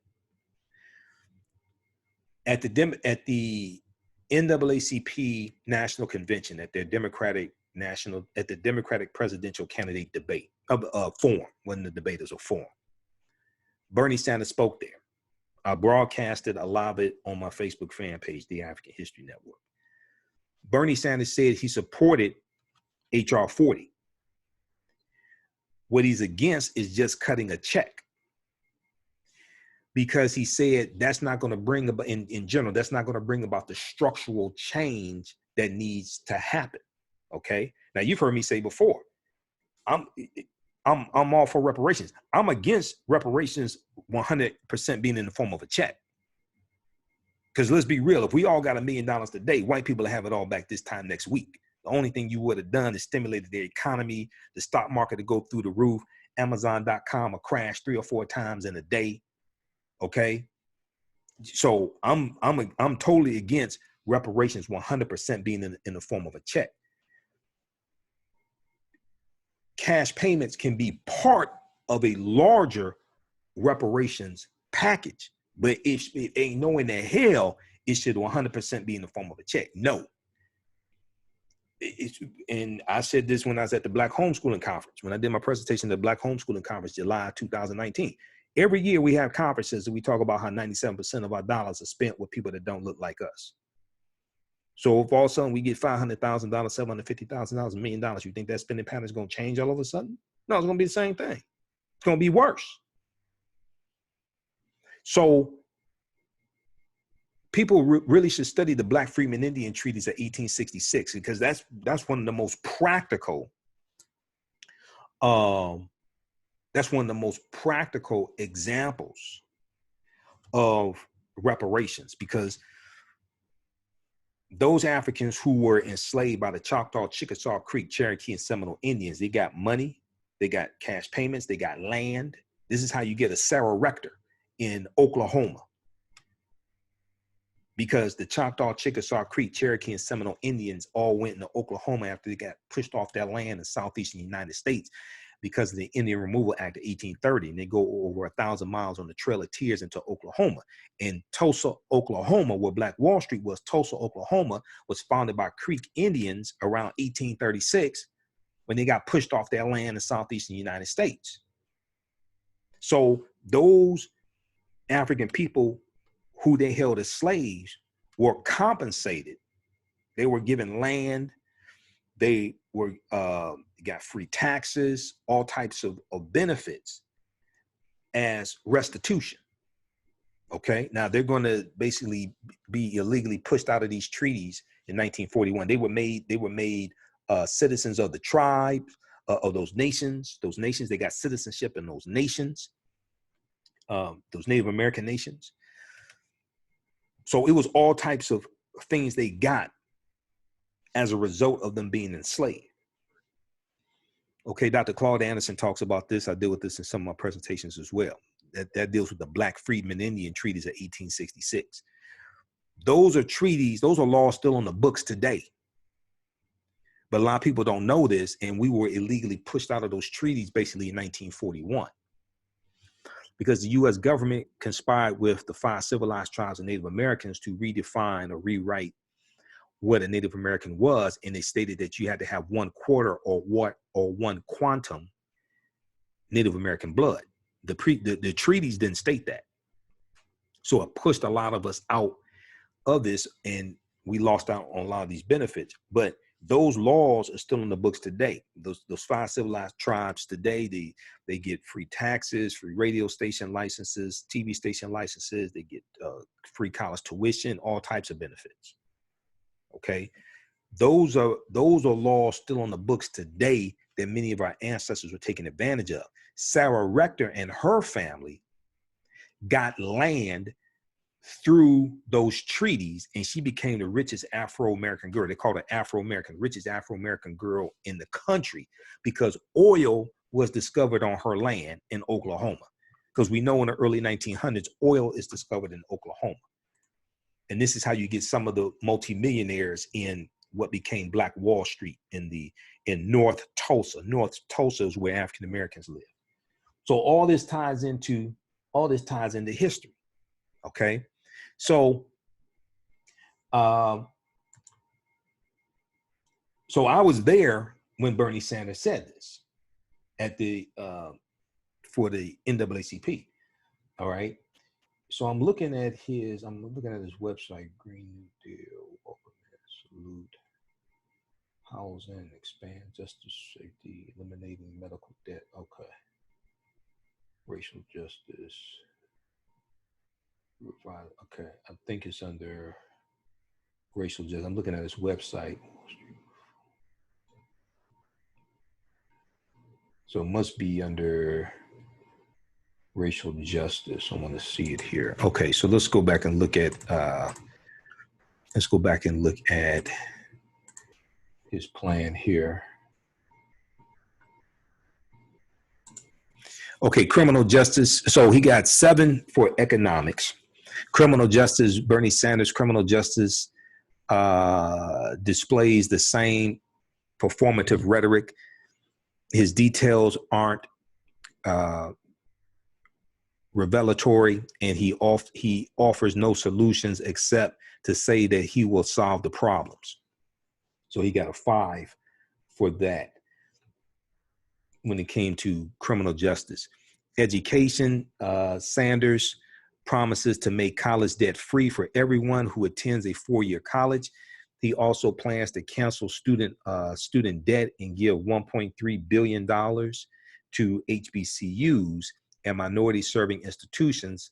Aside from childcare, his platform has very little, if any, information on reducing disparities in K through 12, kindergarten through 12th grade. Okay. Now, it is important to note that as time goes on, as they get further into the campaign, they flesh out their platform. That is true. Okay, we'll see if it happens here, but that is true in general. That oftentimes happens. Okay, so he got a 4 for education, a 5 for criminal justice, 7 for economics. Politics. Bernie Sanders wants to get money out of politics, stop gerrymandering, and reform voting, which will undoubtedly benefit African-American voters, but his politics are race blind. He gets a 4 for politics, 5 for comprehensiveness. Bernie Sanders' plan for Black America reads like a first-year sociology student's midterm project. While he hits the major talking points, they leave a lot to be desired. He relies heavily on the idea that his overall policies will improve the lives of America. Okay, 4, feasibility. As with the, feasibility, he gets a 4, feasibility. As with other platforms, without any specifics, it is hard to say if Bernie Sanders could pass these detail-free policies. As a legislator, he has not displayed much effectiveness in getting his proposals passed, okay? So this is, all right, we see that, history. So for feasibility, he gets a 4, history gets a 6. Bernie Sanders voted for the 94 crime bill, but he's not happy about it. So he said he voted for the Violence Against Women's Act. He has said he has made some problematic statements about African Americans, but he also has a history of being on the right side of most civil rights issues. He marched with Dr. King and supported Reverend Jesse Jackson, but he also wanted to primary President Barack Obama. So he gets a 6 for history. Intentionality, he gets a 3. Here's where Bernie Sanders' problem lies. His African-American agenda is performative at best. It is devoid of the kind of specifics that he displays in his tax plans, his healthcare proposals, and his income inequality policies. In interviews and in practice, he seems to regard issues of race as purely a class issue. And while race is inextricably tied to economics and class, white supremacy is not a math problem. One has to be intentional about confronting it. So for intentionality, he gets a 3. For impact, he gets a 7. If Bernie Sanders' overall policies were enacted, low income and middle class African Americans would undoubtedly see an economic benefit. It is a plan that includes African Americans, but it is not for African American people. Okay, so Bernie Sanders got a 50. You can go to his website, read all this yourself. Tom Steyer got a 62. Tom Steyer dropped out. He dealt with economics, criminal justice. Tom Steyer's plan for Black economic empowerment is a moderate plan without a lot of specifics, etc. Pete Buttigieg got a 66. The Douglas plan, Pete Buttigieg dropped out.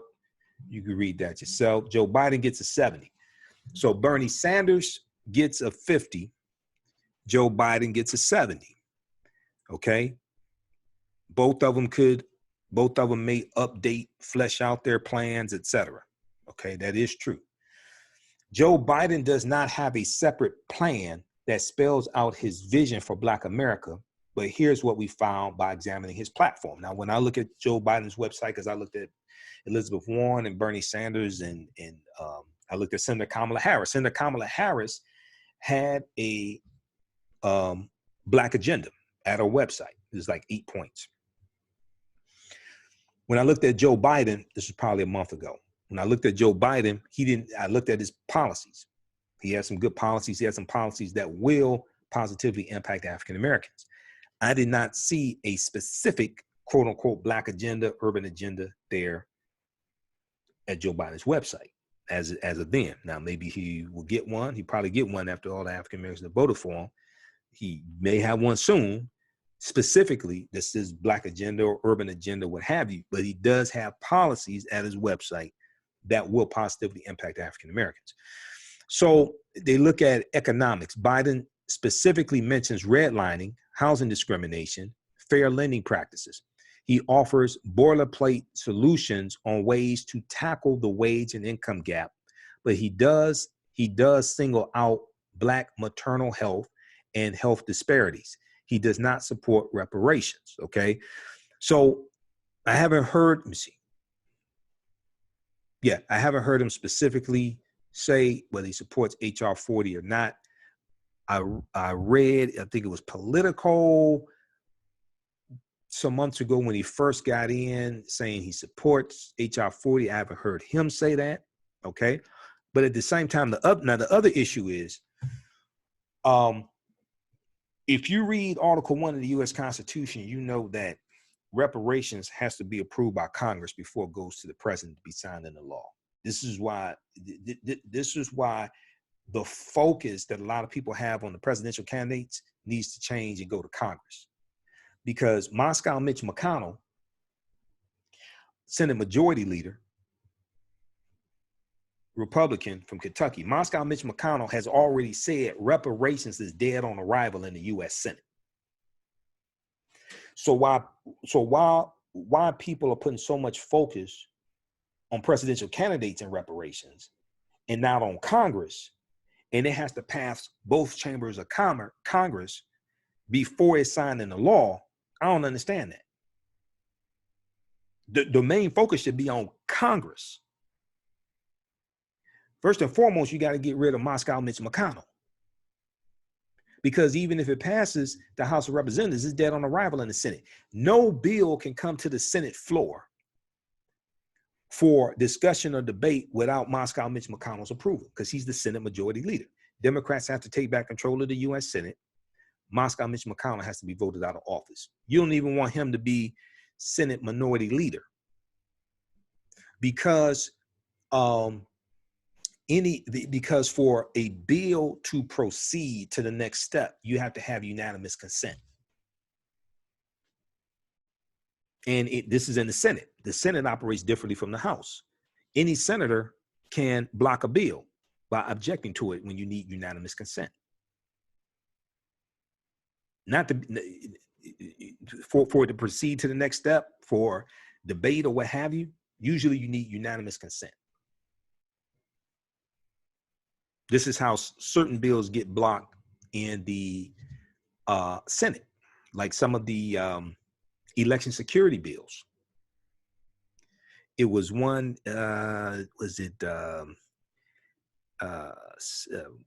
white female senator, was it Marsha Blackburn, I think it was, from Tennessee. One of them blocked one of the election security bills. Let me try to pull this up. Yeah, it was Marsha Blackburn. Axios.com, February 11, 2020, GOP Senator Marsha Blackburn blocks 3 election security bills.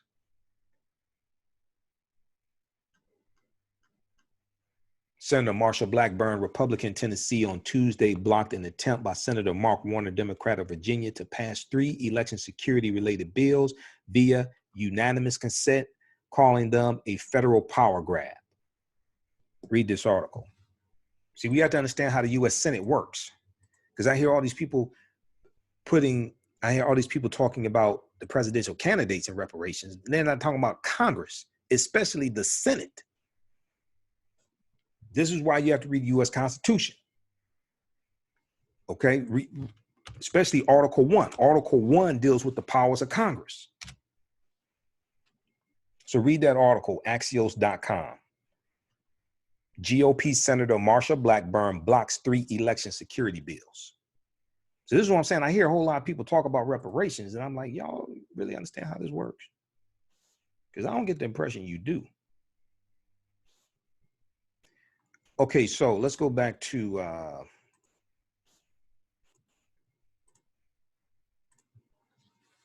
okay, so Joe Biden, economics 7, criminal justice 7. Again, Joe Biden, again, he tackles most of the criminal justice issues that are prevalent in America.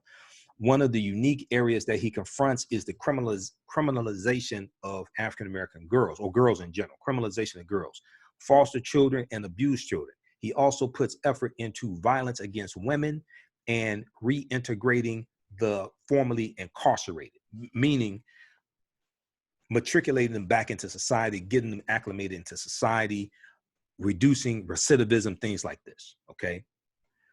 Doesn't mean black and white prisoners. It doesn't mean black and white prisoners mixing, okay? Okay.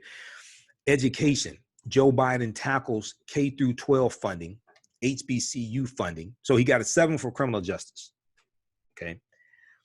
Education. Joe Biden tackles K through 12 funding, HBCU funding, and school inequality. He has one of the few campaigns that tie redlining and zip codes to education inequality. He has one of the few campaigns that tie redlining and zip codes to education inequality. He also focuses on putting African-American teachers into schools. His idea to offer a path from community colleges to HBCUs is innovative. Education, he gets a 6. Politics, his politics score, he gets a 5. The Biden campaign does not really address voting rights except to say that he plans to sic the Department of Justice, put the Department of Justice violators,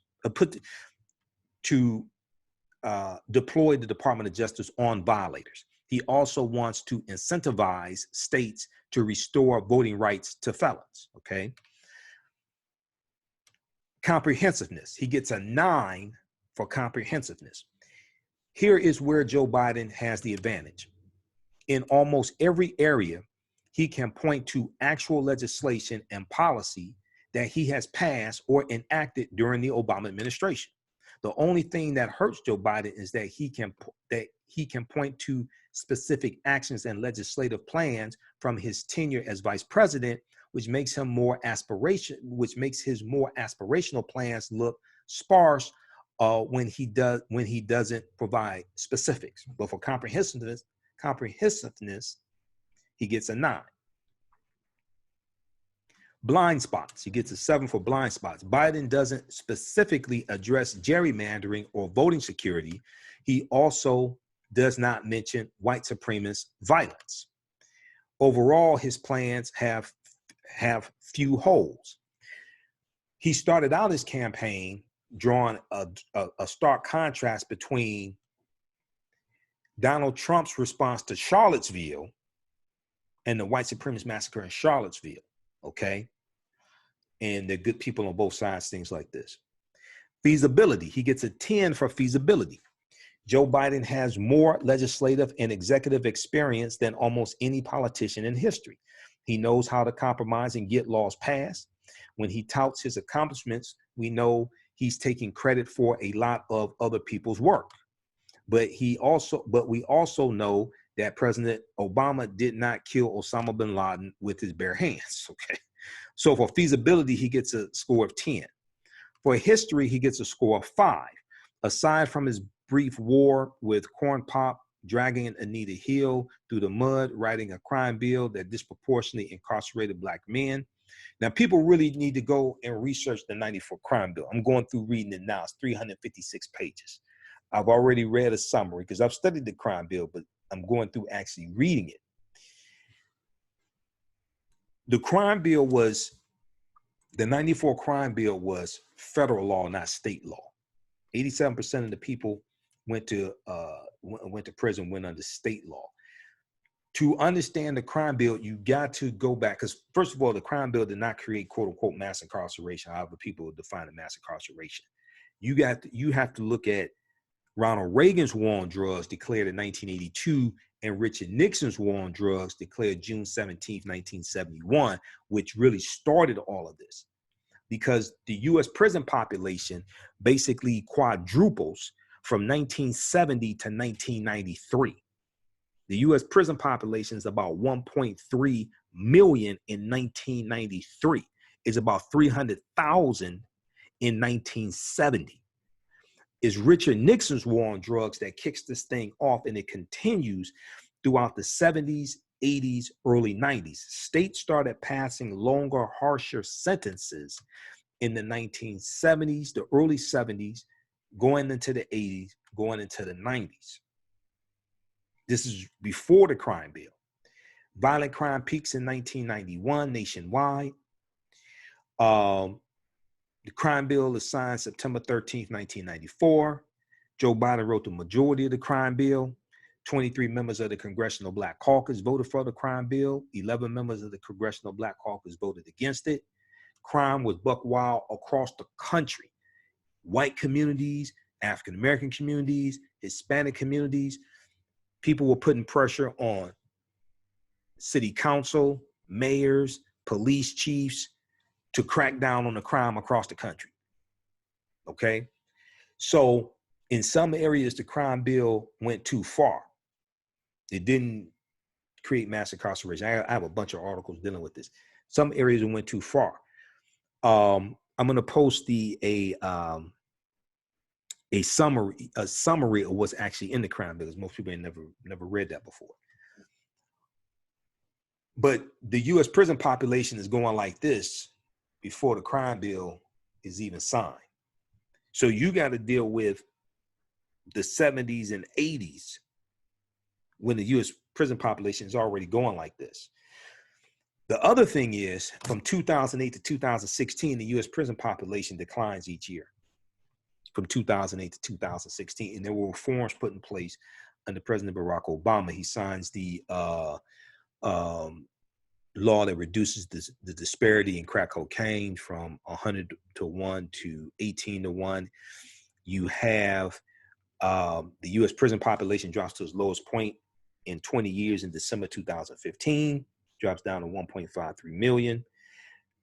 You have the 2013 Eric Holder, Attorney General Eric Holder, institutes the policy in the Department of Justice of smart on crime, which means which meant they backed off of charging low-level nonviolent drug offenders with the longest, harshest sentences.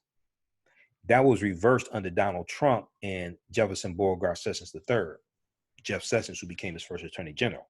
They reversed that. There were reforms put in place because the war on drugs was winding down under President Obama.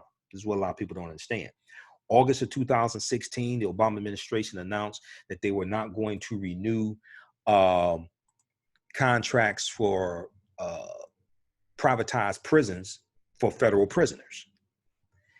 Trump becomes president, he reverses that because Trump is an advocate for privatized prisons. So there were a whole, and then also we know that under the Obama administration, you had 24, 25 investigations into the patterns and practices of police departments that led to about 14 to 15 consent decrees.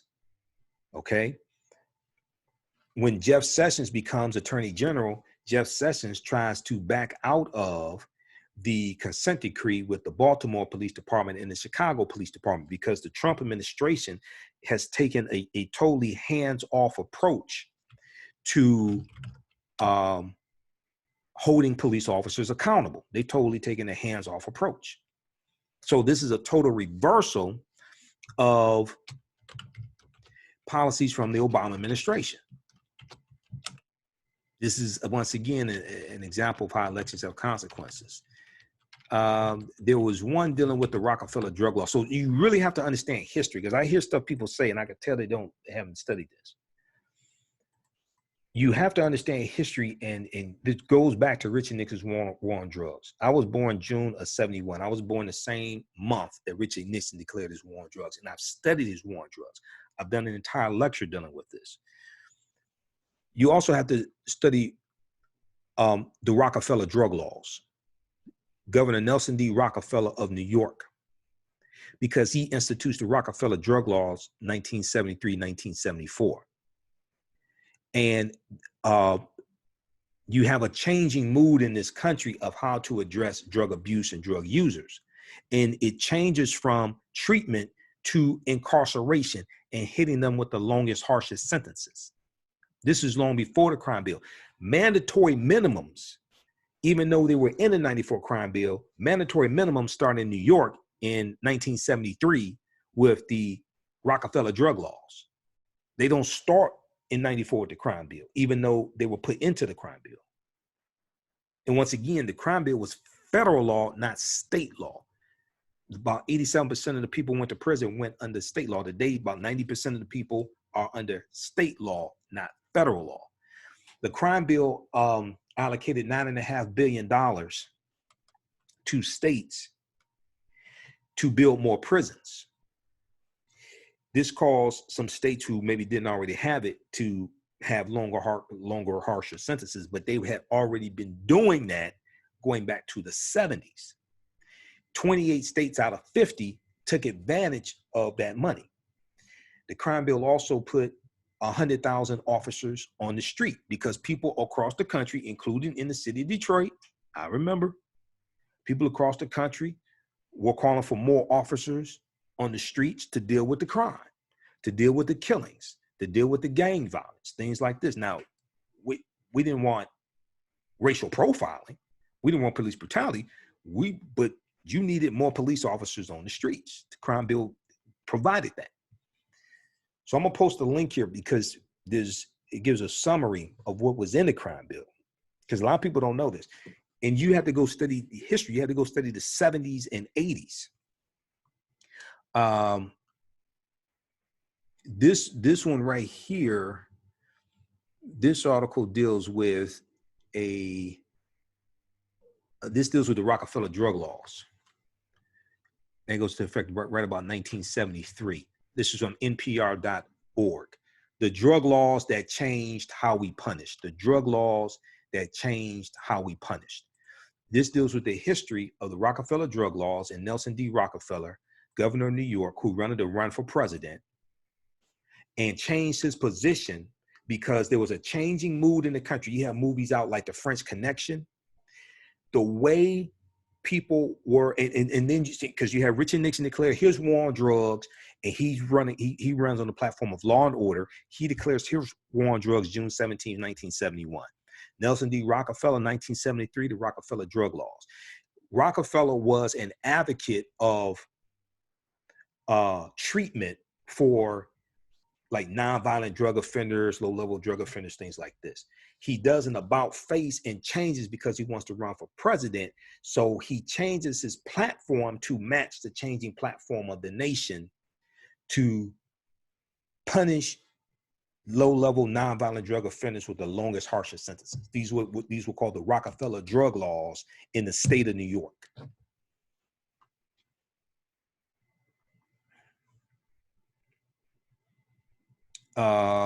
Action chronicling the war on drugs, crime bill, and yeah, I posted the article that deals with that, and then I'll look at the articles. I've done the research and I've done lectures on Richard Nixon's war on drugs. So I have to see which article. There was one dealing with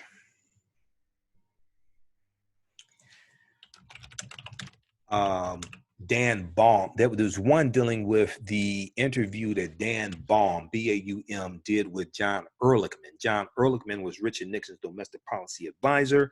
Ehrlichman goes to federal prison for about 18 months or something behind the Watergate scandal. Dan Baum interviews John Ehrlichman. I think it was maybe 1994, something like that. Ehrlichman tells him what the war on drugs was about. It was targeting African Americans and the hippies in the anti-war movement. That was the front page story for Harper's Bazaar Weekly, April of 2016. It was a cover story called Legalize It All, and it dealt with the war on drugs. So let me see something here. But when that came out, then the history dealing with the war on drugs came out, et cetera. It goes back to Richard Nixon. AtlantaBlackStar.com, Nixon advisors said the war on drugs was a manufactured lie designed to target and disrupt the Black community. So we'll post this article here. You can check this out because this gets into Richard Nixon's war on drugs. So, but when you have more lived experiences tied to historical events and movements, then you understand more about history. So if you think this started with the 1994 crime bill, that means probably because you ain't been living that long and you haven't done the research. If you lived through Richard Nixon's war on drugs, you remember this.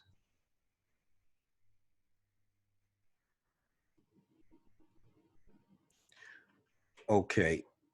And then also go to bjs.gov, Bureau of Justice Statistics, research the crime statistics, not crime statistics, the prison rates. bjs.gov is the Bureau of Justice Statistics, okay? Research the U.S. prison populations going back to 1970 through to today, and you see it's going like this from the 70s, 80s into the early 90s before the 94 crime bill. Let's see here. This is ncjrs.gov, ncjrs.gov. They have the Violent Crime Control and Law Enforcement Act of 1994. They have the fact sheet, U.S. Department of Justice fact sheet here. We'll post this link.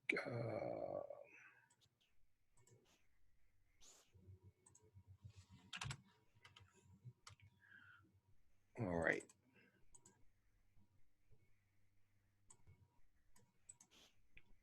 So yeah, so what happened was, see, how do you protect gains that were made if you don't know that gains were made? How do you protect gains that were made if you're under the misconception that no gains were made? So a lot of these policies put in place under the Obama administration were reversed under Trump. Okay. We keep listening to people tell us that there were no gains made under President Obama, things like that. So we didn't know to protect the gains that were made. Therefore, they are being reversed and have been reversed under Trump. Okay, we'll post that there. All right, now, was there, okay, let's go back to this. Let's finish this up here. So intention, okay, so history, history of Joe Biden. Okay, you can read that. History got a 5, intentionality, he got an 8. Joe Biden worked for President Barack Obama as VP. He was surrounded by African Americans who were smarter than him. Susan Rice, Michelle Obama, Eric Holder, Jay Johnson, Secretary of Homeland Security. This might not seem like much, but 8 years listening to African Americans is something few white people have ever done.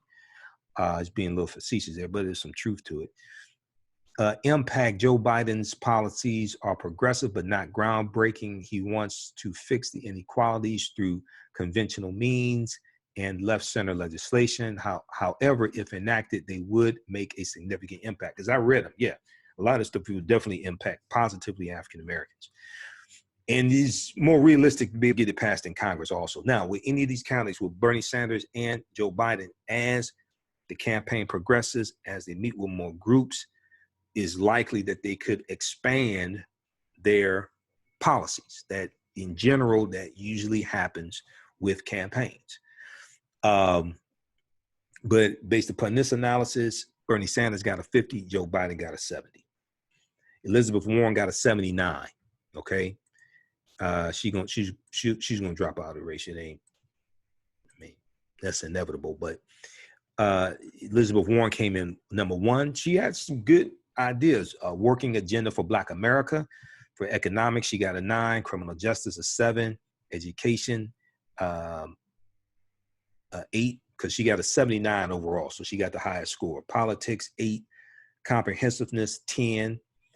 Blind spot, 7. Feasibility, 7. History, 7. Impact, 8. Yeah, she had some good ideas here.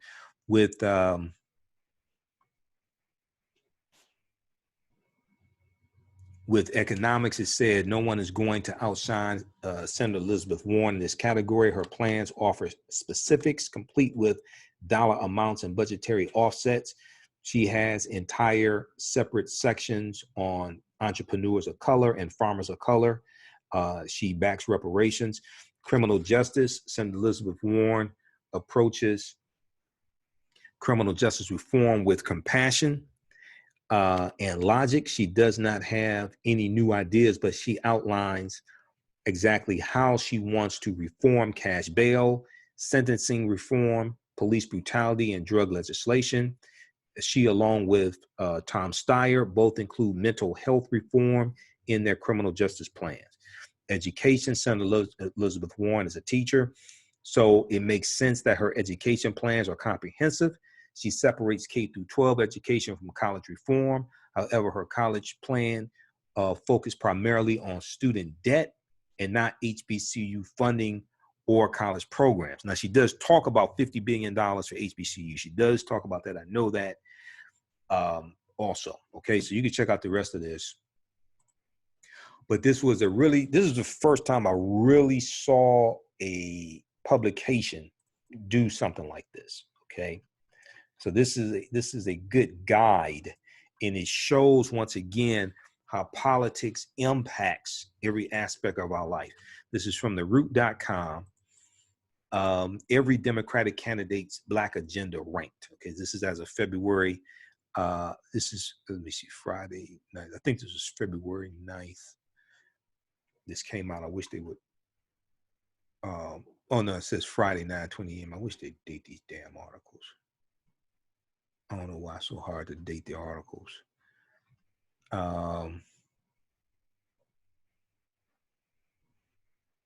Okay, you can research and try to find the date. They need to date these articles. But let's post a link here. You check this out from theroot.com. Okay, you probably have to open the links after you finish broadcasting. All right. So I think we'll do a separate one dealing with the coronavirus. There's a lot of information here, a lot to digest. Go back and watch these broadcasts. Follow us on our YouTube channel, Michael Imhotep, Imhotep, Imhotep. And on Facebook, The African History Network, The African History Network on Facebook also. Okay. It's a lot going on. It's a lot to cover. If you like this type of information, you can donate to the African History Network, paypal.me/the AHN show, paypal.me/the AHN show, also through Cash App, $ the AHN show through Cash App, $ the AHN show through Cash App. They help support us. African American business owners, you can advertise with the African History Network, customer service. at AfricanHistoryNetwork.com. Current promotion for a few more days. Buy 1 month, get 2 months free. We get you up and running today. Email us at customerservice@AfricanHistoryNetwork.com. All right.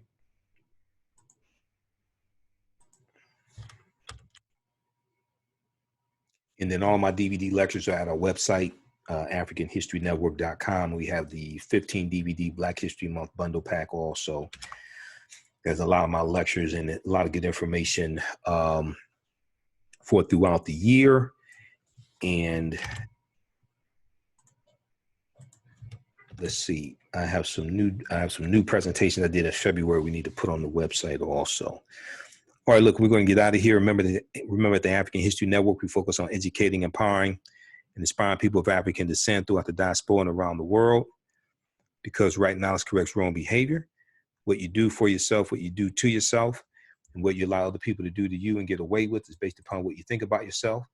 What you think about yourself is based upon what you have been taught about yourself. What you've been taught about yourself is based upon everything you've read, heard, and seen about yourself. Remember, right knowledge corrects wrong behavior. It's not over till we win. Wakanda forever. And we'll talk to you next.